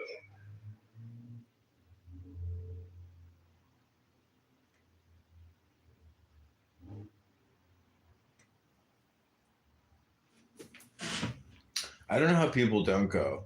It's like something to do. It's somewhere to go. It's a place to be seen. It's a place to like change your mood. It's a place to be social. And people who don't go and they just sit at home and they're not even doing yoga at home, it's just like, how do you like feel, how do you not feel pain in your body? Like I have to stretch, I have to rotate, I have to crack, I have to lift, I have to cardio. Like otherwise I feel like I'm dying and entropy is setting in. It's biggest information.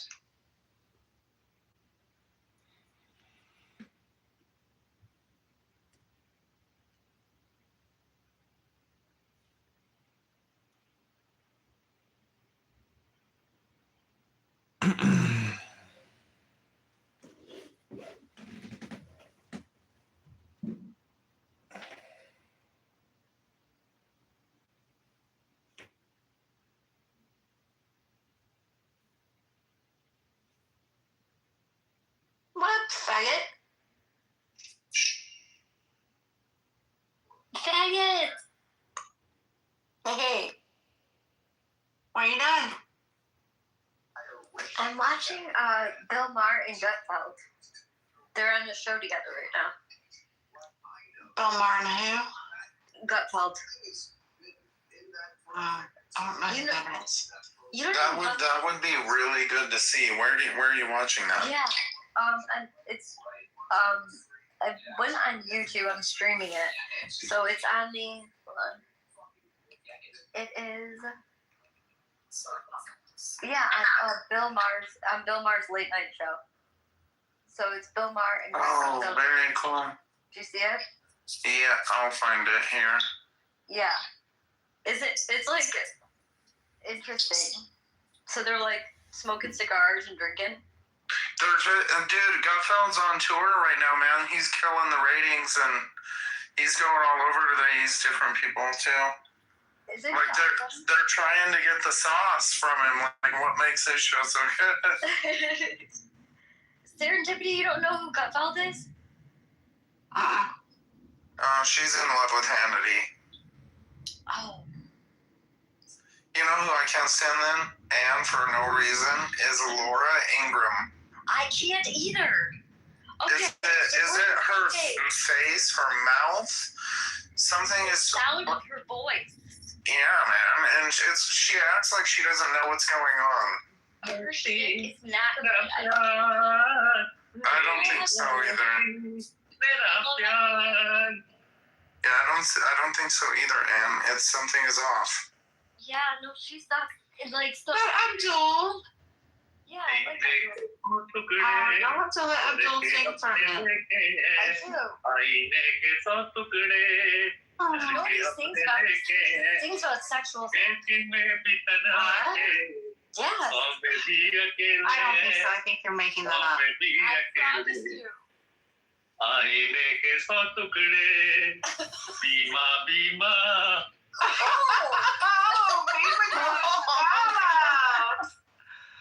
Wow.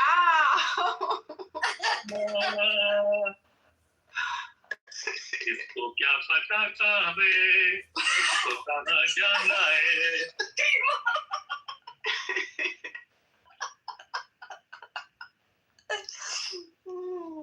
Abdul, who are you? No, I agree with you, Nick, about Laura Ingraham. She's boring. Like, Alright, Abdul, you gotta go back to He's about to lose it. You're not singing like creepy, curvy songs to us, right? he is. You didn't know We that. love Abdul. What do you think he's singing to you? Hello? Indian proverbs. So, do I have to? Trying so hard not to laugh too. It's so funny. What? I think he's singing sweet Indian proverbs. Have a good day, everybody. I love you. You're so beautiful. You know, that kind of thing. No, baby. I caught the tail end of a movie today, and movies generally don't surprise me anymore.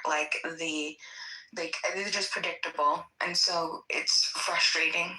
I lose interest fast. So the good thing is, one, I missed the first half of the movie, and two, there was a plot twist, and the plot twist had me, what? I'll tell you if anyone's interested. It was it was called Remember. Have you ever seen it? It was written by Benjamin August. It has Christopher Plummer in it, Bruno Gans. And anyway, it's about a elderly Holocaust survivor with dementia who goes into a nursing home, and he ends up being roommates with another Holocaust survivor, which was so rare. And so the guy has dementia, but he set out, the two of them, realized that the last guy that killed their families was never caught. And because they were in Auschwitz, right? And so the one guy convinced the other guy to go and find him, the Nazi war criminal, and kill him for killing their families, because they didn't want him to go through the whole court process and everything else. And so that's all I'm going to tell you. But it was great. It was a good movie.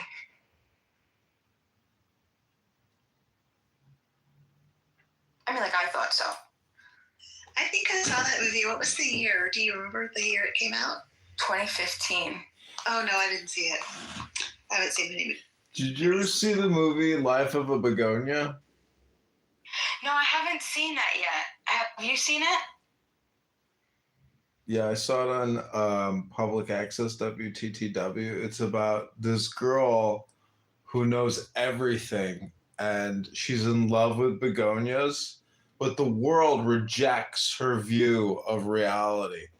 And as a result, the begonias ultimately grow into weeds and take over the whole house and make her a prisoner. And then the begonias become alive, and the begonias take over the government. And we ultimately all end up having to serve the begonias as slaves. And we all have to eat begonias for breakfast, lunch, and dinner and make begonia milk out of begonias just to survive. Not begonia milk. That's hilarious. I thought you were talking about the new movie Begonia. The one there's a new movie that came out that's called Begonia. I'm talking with you. Looks like it might be a good movie. Nick, did you find it? Ty. Tyler. He's busy looking. How do you know what he's doing? Don't be doxing him. How? That's not even his real name. Don't be doxing him. I can't. I don't know his real name. His name is Nick. Well, you're doxing him now. No, I'm not. His name. Killer. Down chat, it is the trapdoor. Stop talking about it. I think some hot tea.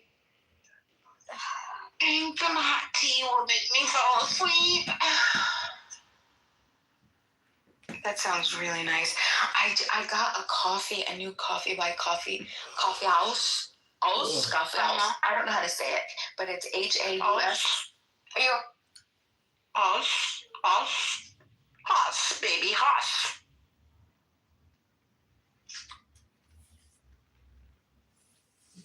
Oh, sorry. And so, by Coffee House, and it is called Strawberry something. And, yeah, I didn't like it.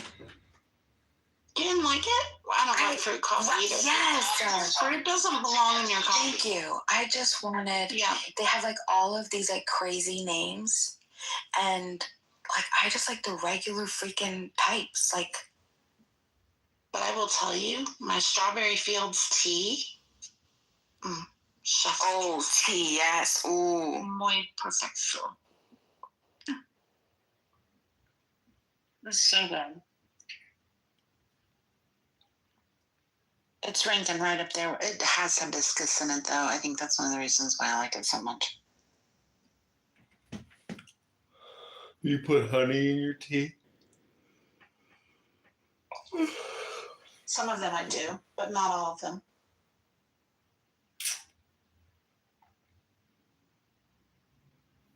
Like, I don't usually have to put anything in the hibiscus. The strawberry doesn't really need it either.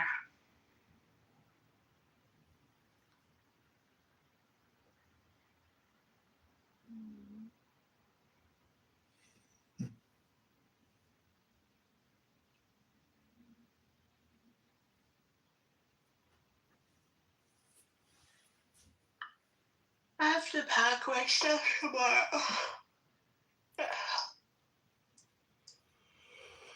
I'm glad I took these off.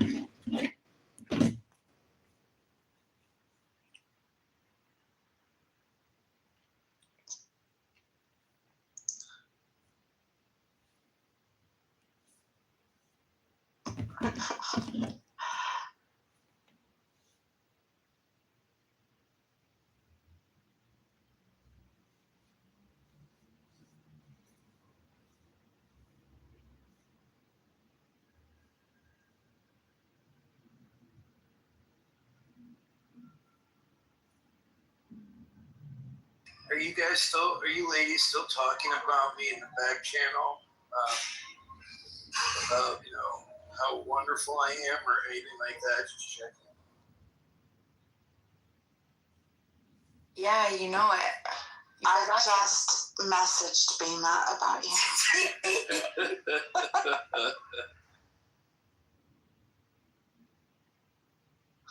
We're over here shooting daggers at Daisy. Well, I'm definitely shooting my shot, but What did I do? Did you respond?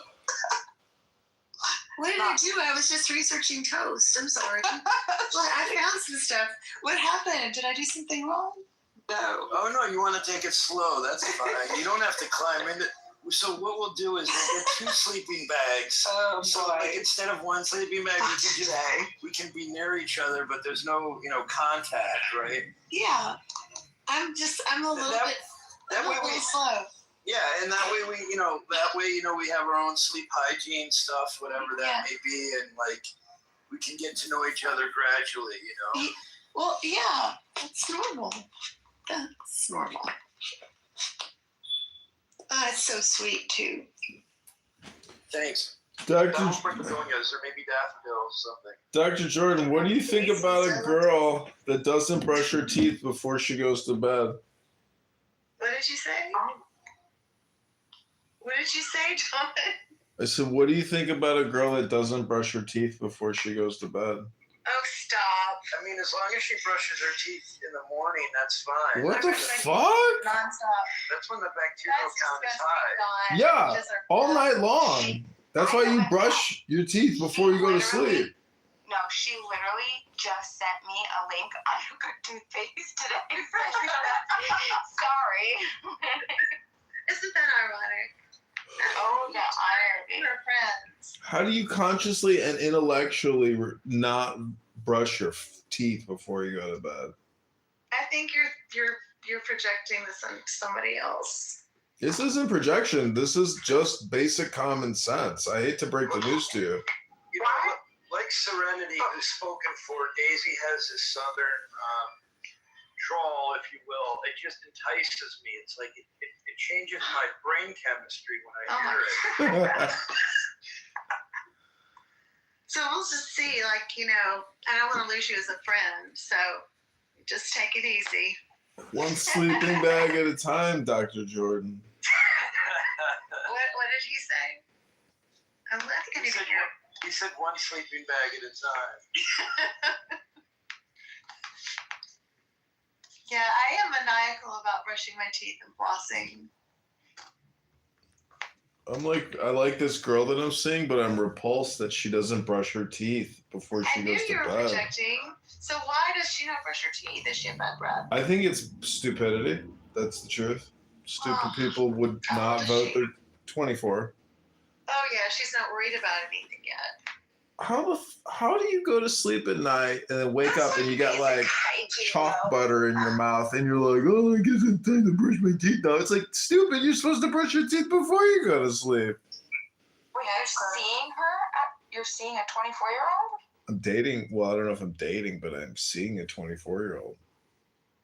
Aren't you like 40? I'm 42. Yep, she's a nurse. Like, what do you guys have in common? Well, I'm a far right conservative. She's a far left liberal. So together, she's the left wing. I'm the right wing, and together we make the Dow. Oh my gosh. Let me ask There are Daisy. so many things wrong with us. Let me ask Daisy, just so I have witnesses. Not that I need witnesses, but what are some of the things that you are looking for? Like, what are your what do they call it? Your non-negotiables? Yeah, exactly. Your deal breakers. I don't know. I'd have to think about that. I mean, I think that the main thing I know that I can't handle is a bad temper. I can't handle that. And I really have to think about that. That's something I haven't thought of in a long time. Do you think I have a bad temper? No. I'm just saying it's something in general that I know I can't handle a bad temper. Can you handle a funny Jewish man who smells really nice? Yeah, sure. Really I can. Yeah. Don't worry. It'll be fine. Wait, Dr. Jordan, you're not a Mossad agent, are you? I'm not a what?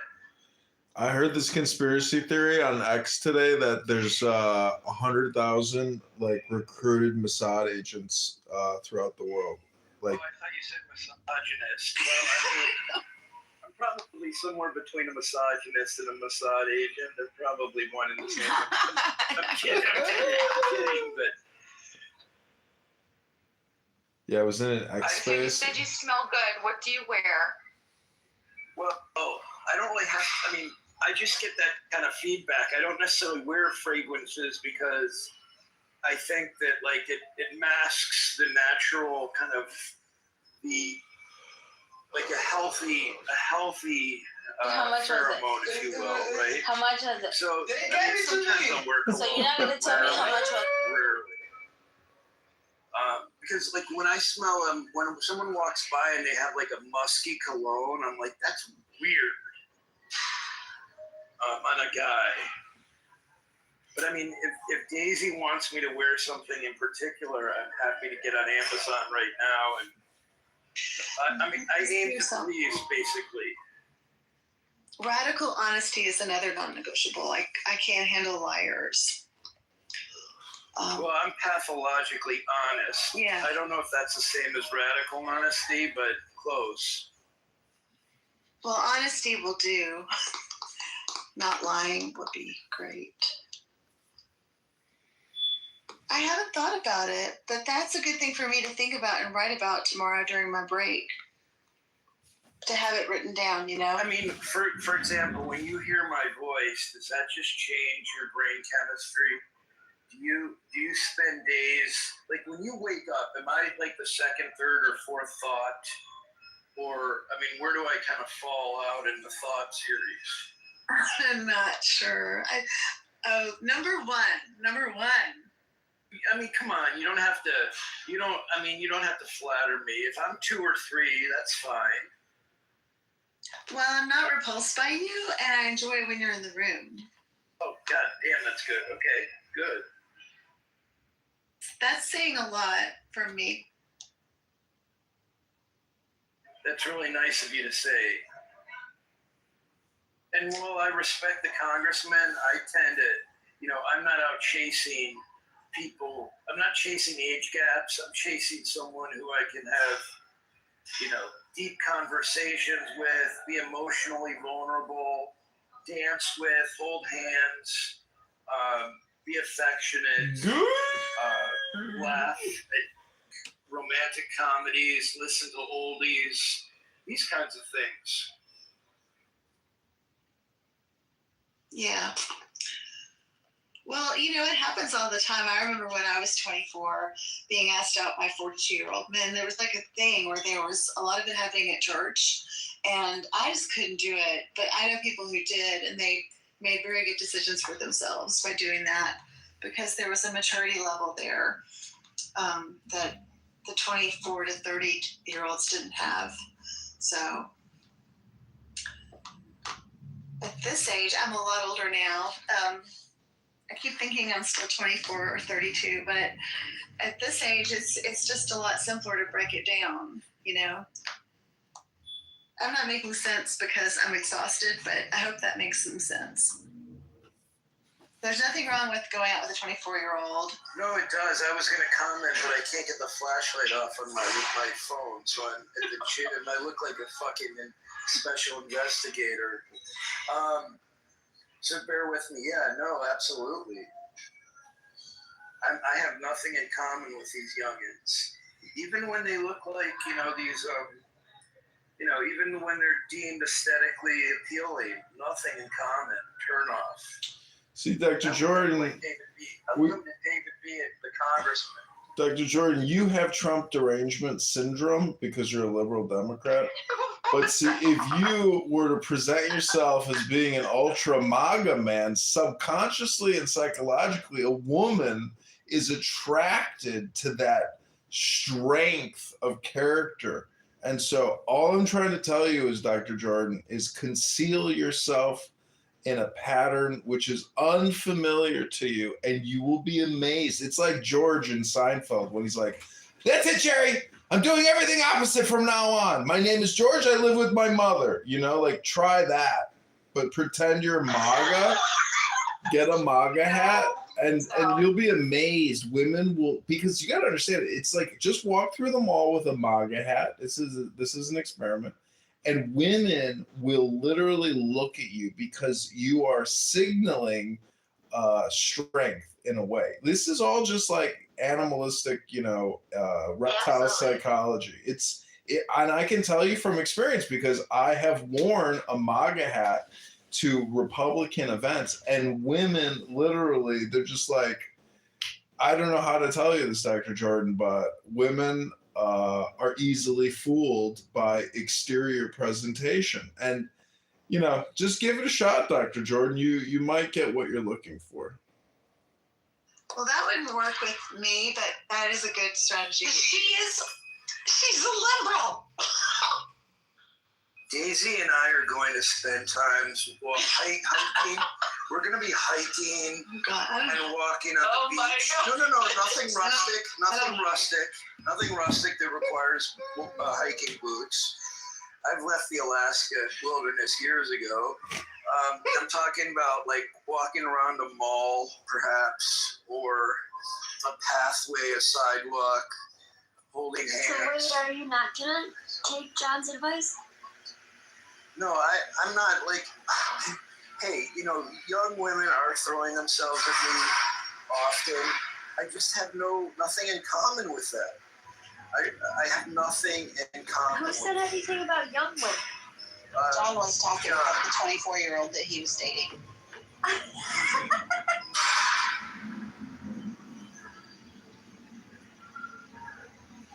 Wait, John's dating a 24-year-old? John, you have a girlfriend?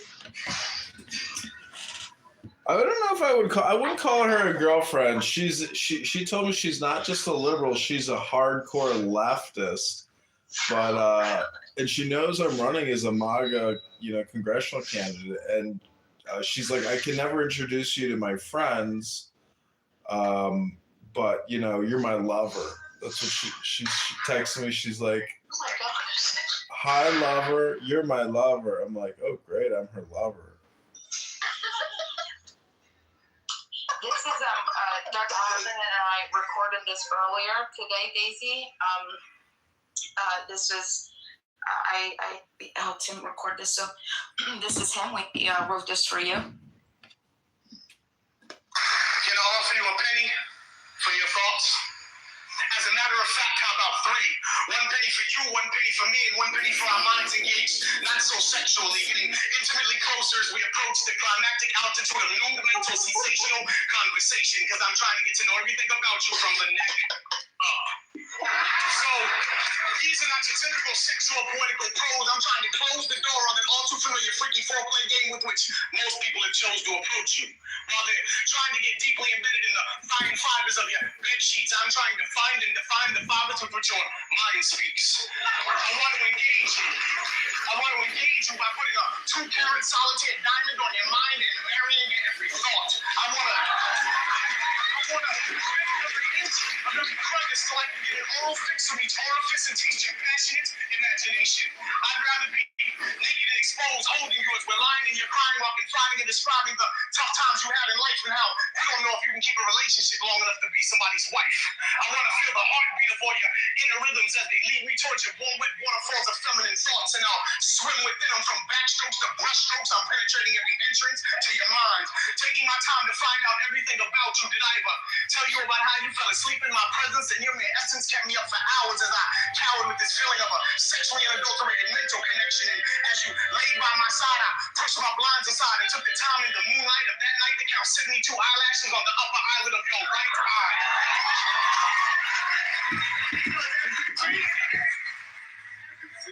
No thanks, Greenmo. I would run away from this guy immediately if I was a woman. This guy's horribly annoying. Your voice. So now I'm standing here ready to trade in on the sexual acts that we perform for the chest to reform the very foundation and basis of our relationship. And I reiterate my opening statement and I offer you another penny for your thoughts.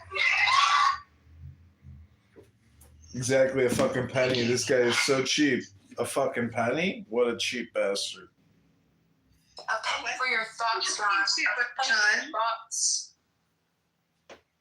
Listen, I'm just saying, if that's what love poetry is, count me out. Like, that is annoying. If I was a girl, I'd be like, that's the fucking poetry? Fuck you, N-word. Get the fuck out of my life. You're trying to peacock over Dr. Jordan right now.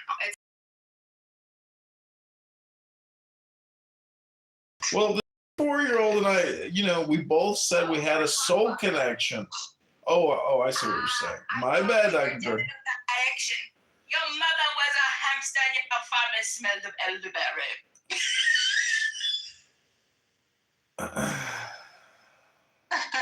Dead.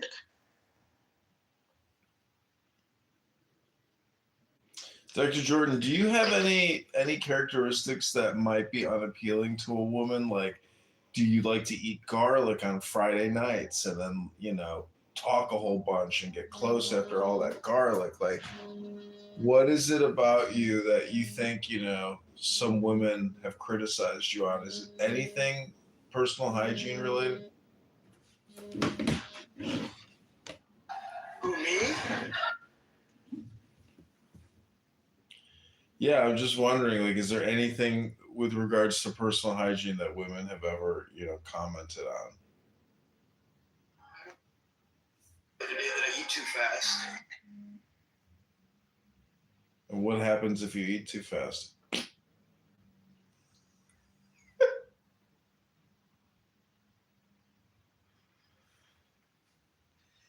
John, please don't put up something that says Callie and Dr. Drew, because it'll scare me off. Please don't do that. Like, don't put up a recording. I beg of you. No, I'm not. I'll never beg of you, but for this, don't. There was a time. He had an animal food drop.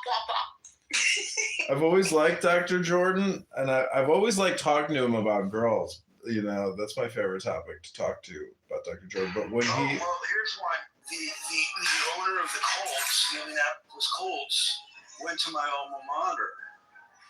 She's a Skidmore College. He's obsessed with her. Walks around with her notepad. Yes, it's so unusual. It's awkward, but it's like I'm trying to promote my school.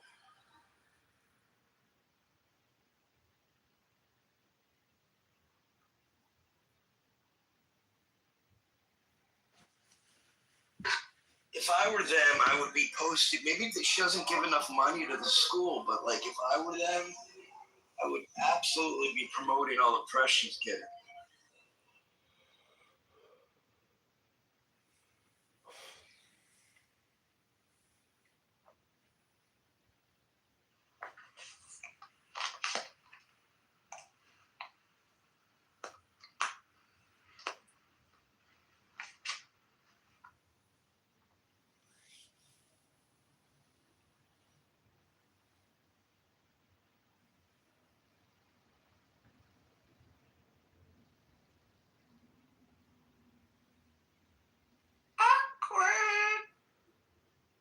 Hey, did you guys ever see the awkward turtle?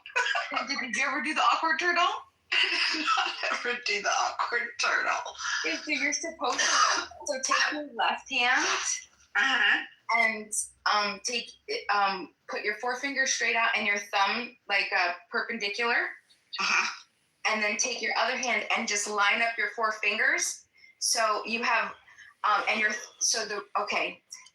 you're gonna do the same thing to both of your hands, right? Perpendicular, forefinger. Brother, but I'm like the bad little sister. That when I start to think that they're like thinking it's real, I jump in and I'm like, we're just kidding.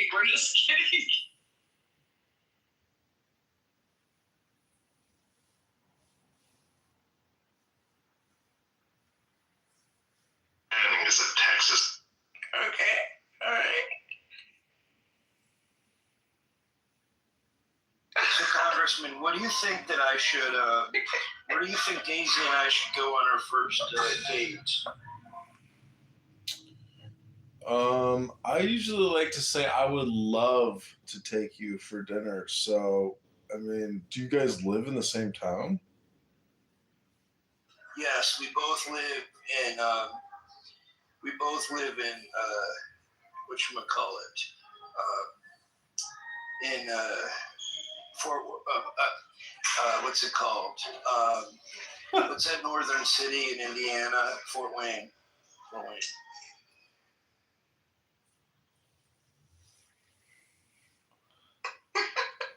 I don't know. Just go out to a nice. Slow it down. Nice restaurant. I'm in trouble here. I'm a weirdo. I'm just, yeah. Go for Greek food or go for pizza. You know, anything. What do you do, John? Tell me more about your experience. Like this 24-year-old woman, where do you take her?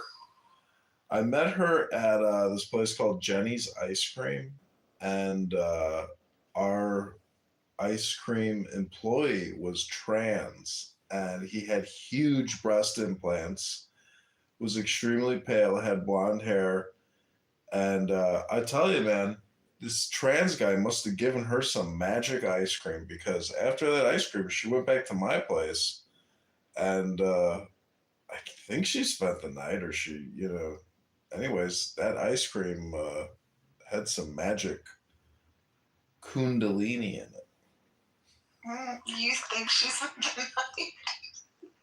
I was thinking the same thing, Daisy. I was like, wait a second. This better have been like 30 years ago. Okay. Can you confirm? Was this 30 years ago, or what was the time? No, this is like 3 weeks ago. I was surprised too. I knew it. I knew you're that type. It's not a type. What type? Oh, his type. He is a walking red flag, baby. If I met him in person, oh my God. I'm not a walking red flag. Us wise women, we see right through you. That's why you got to go for the 24-year-olds. You know it too. We see right through you. I'm not going after 24-year-olds. I'm going after attractive women. The age is insignificant or irrelevant, because you could be 24 and still be not as good a shape as somebody who's 34 who's kept up their, workouts. So it's all relative. Well, see, that's exactly my point. What makes you think that it's about physical appearance? Age, when they talk about marriage statistics, after you get over the 10-year mark, the chances of you getting a divorce just increase, like, it's significantly. And I think it starts after 3, is it 3 or 5? Let me get it. But the larger the age gap, the more things that you don't have in common, and the higher the likelihood of a divorce. Well, we're not getting married. She has $100,000 in student loans that she has to contend with.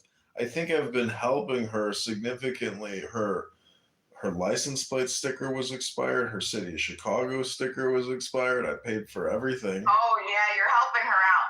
You're helping the 20. Yeah. Does she know all of this? Like, as long as you're, like, upfront with her, like, hey, listen, I just want to F you. I have no intention on long-term anything. Come on, I didn't say that. I said, you can just pay me in kisses. And she said, okay.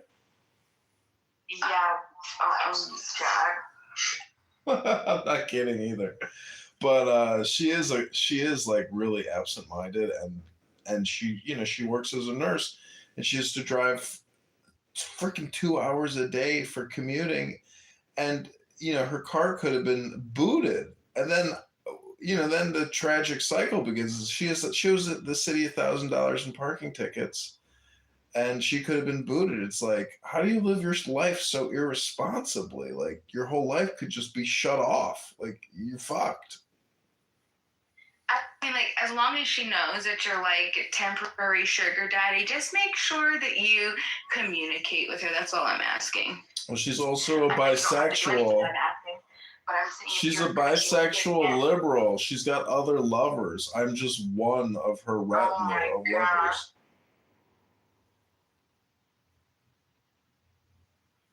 But she's just a very nice person. She's a hardcore liberal. Like, she hates ICE.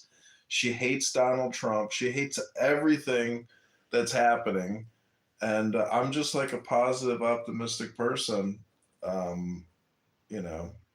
I've helped her significantly. Airport pickups, airport drop-offs. Like, I've bent over backwards to help this young lady. And, she too has bent over backwards.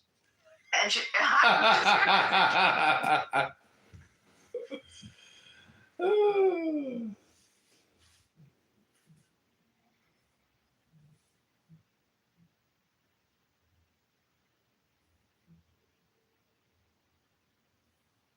I mean, let me speak in narcissism talk for a second. What is it about me that is just so appealing? What is it that is such a draw? Because I'm always trying to reflect and work on my strengths. Confidence, definitely. I think. I don't know if you asked me, but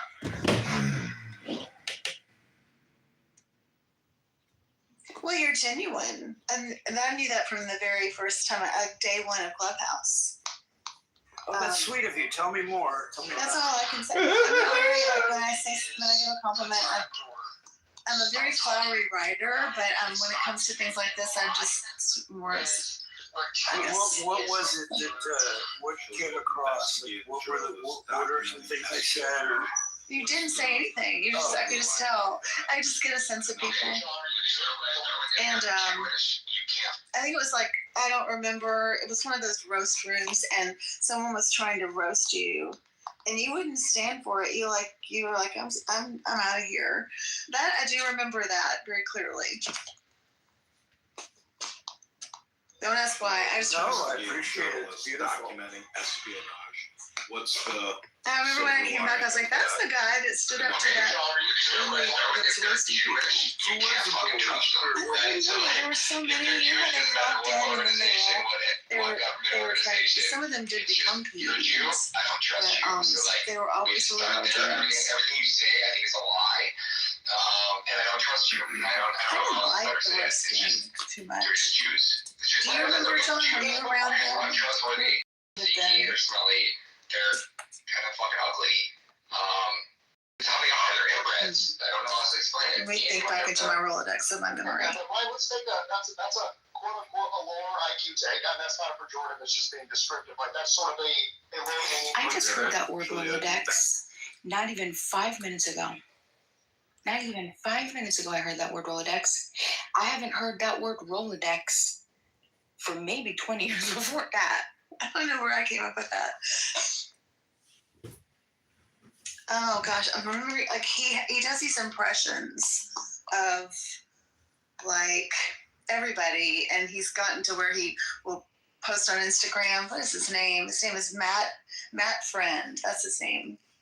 And he hung out with a guy who ended up being a really nice guy, and he's a voiceover artist, and he would do Elton John songs, like he would pretend to be Elton John. Do you remember that?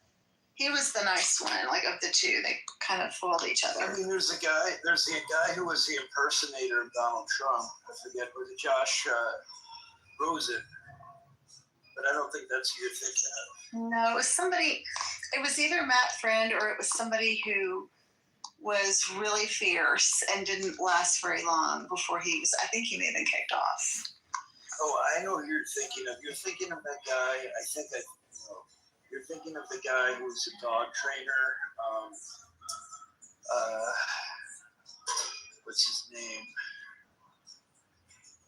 It'll come to me. Shit. Boy. It'll come to me.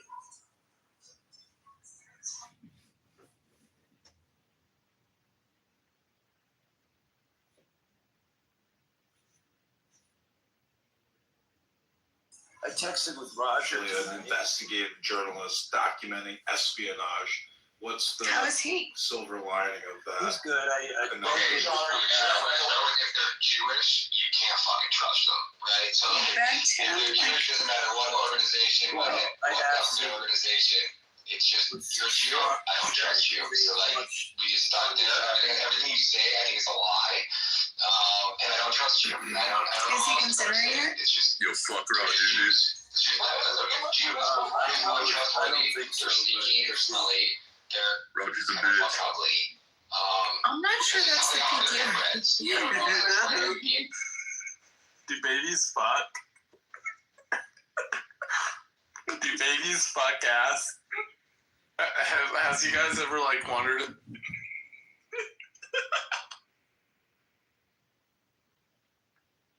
Who is that?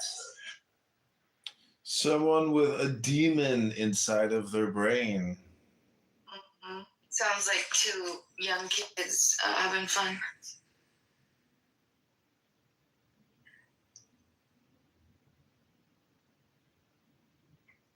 I talked to Roger Mayhem on here like a couple days ago, and Me too.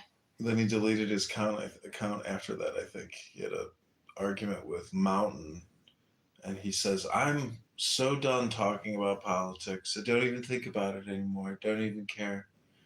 And then he said something about a Xanax, and Oh no. Hey, Ulysses. can't remember what else he said. Hey, Tips. How you doing? Playing GTA. Oh my goodness. Blast from the past. I'm okay. How you been? I'm okay. Good. Yeah.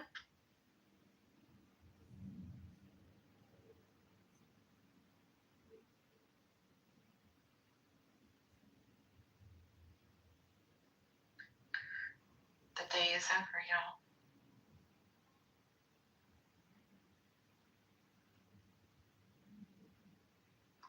That's all there is. I have to look up my minutes. Is that all there is to a fire? Right? I bet he'll come back, but it'll have to be his idea. Fire rises.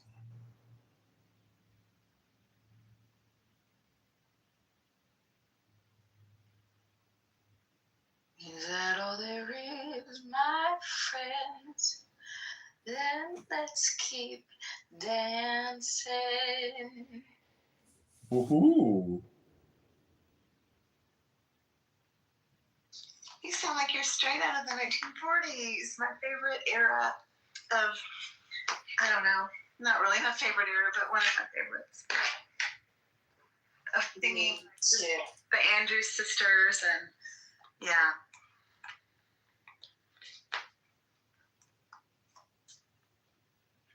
Nice voice. Oh, I'll keep it, but no. I would love to get voice lessons. I would like to get voice lessons. I can't sing for nothing. Really?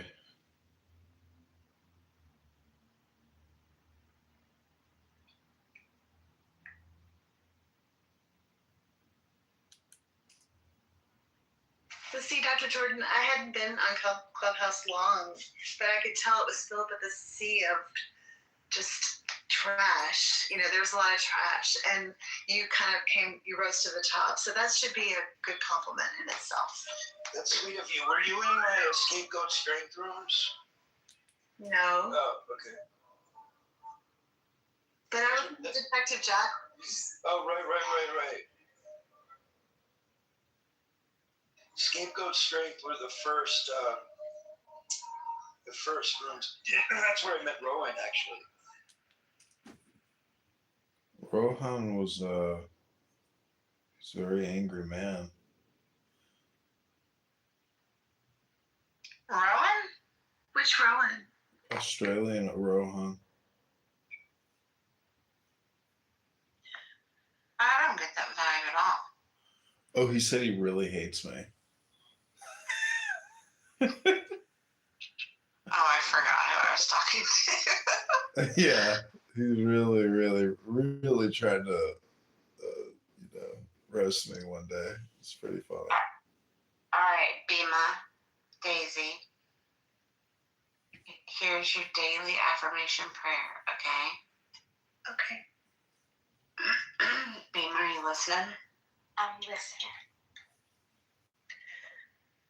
I pray to have eyes to see the best in people, a heart that forgives the worst, a mind that forgets the bad, and a soul that never loses faith in God. There you go. Thank you. Oh, man, that was beautiful. Oh, I love that. Oh, my gosh. Oh, that was beautiful. I know. It was so good. Every day, y'all, I eyes to see the best in people, a heart that forgives the worst, a mind that forgets the bad, and a soul that never loses faith in God. There you go. That's so beautiful. Wow, I got full body chills. Me too. This is such an unexpected.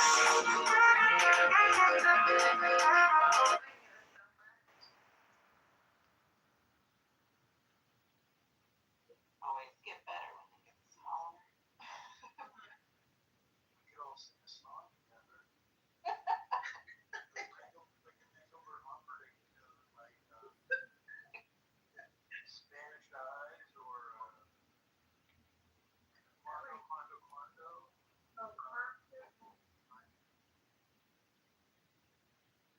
My Way. Sing that.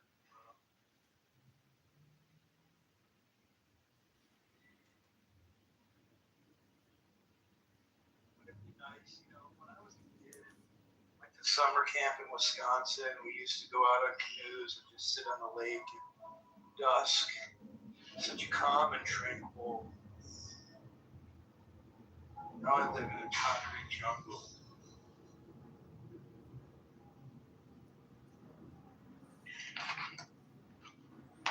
But you got modern plumbing. Do you take hot baths, Dr. Jordan? I mean, I'm not one typically to bath. I've always been afraid of drowning in the bathtub. I'm kidding, but I typically take showers.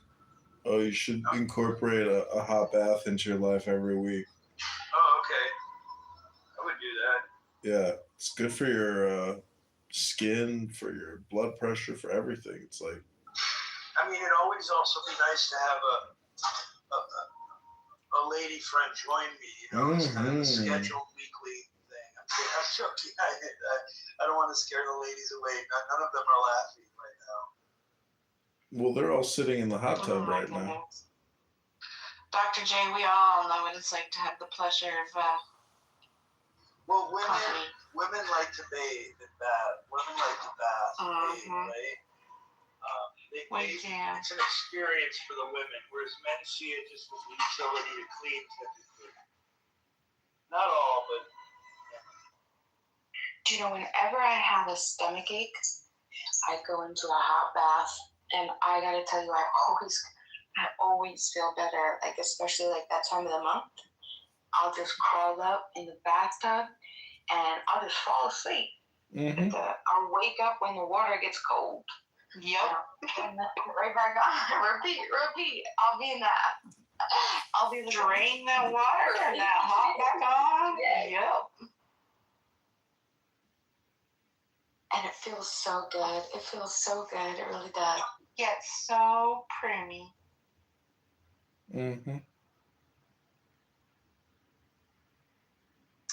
Back in 2018, my love and I, we had this hot tub and a pool, and they were right next to each other. It was part of our apartment complex, but it was right outside of our apartment. So we always knew when they were cleaning it, and for some reason, it really wasn't utilized a lot, especially in the winter. It was like never, right? It was basically like locked up. You had to get a key. You had to have a key to get in.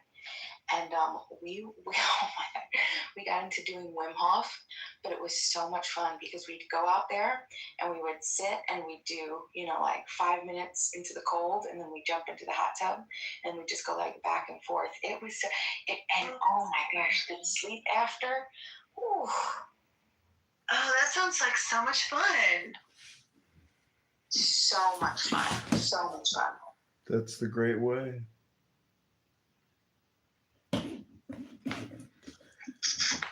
That's the good life. What happened? You guys don't have access anymore? Sorry, I'm so sorry. I didn't mean to cut you off. But the even crazier than that is, remember, this is like in the dead of winter. Our walks back.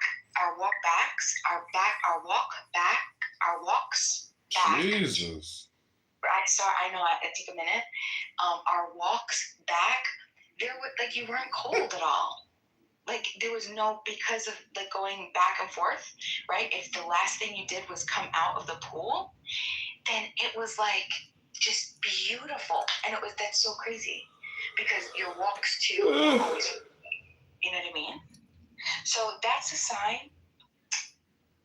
Cold plunges and hot tub, maybe. That sounds good.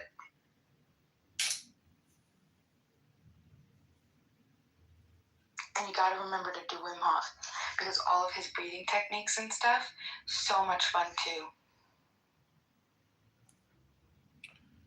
Wim Hof, aka breathing.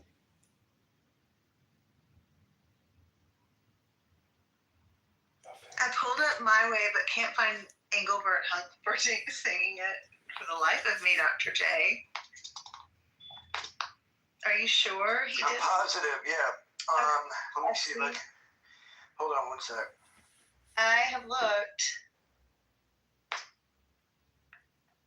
but have you pulled it up yet, Serendipity and Bima and Seneca and John? It's the same lyrics as what Saint Frank did, Frank Sinatra. One of his most famous songs. Well, it's not really a happy song. It's called what's his most famous song? Oh my God, it's slipping my mind. Hold on.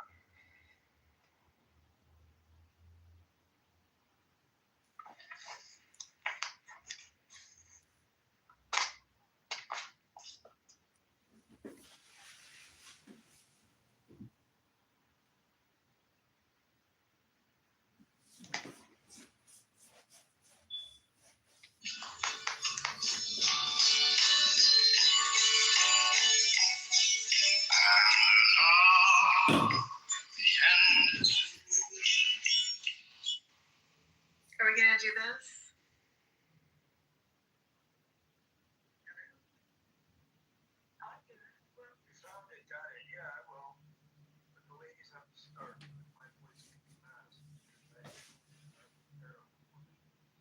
But I just realized I've got to find the lyrics for yet another device. I won't do this. Hold on a second. I'll play it in the background. Listen to this for a moment. I'll just hum along. Okay. Did you hear that when I was playing it? Yeah, but I don't know the words either that long time. It'll come to you. Don't worry. It's not for that. That's not the reason. Okay, Bima, are you gonna sing too? Yeah, I'll sing with you guys. Close it.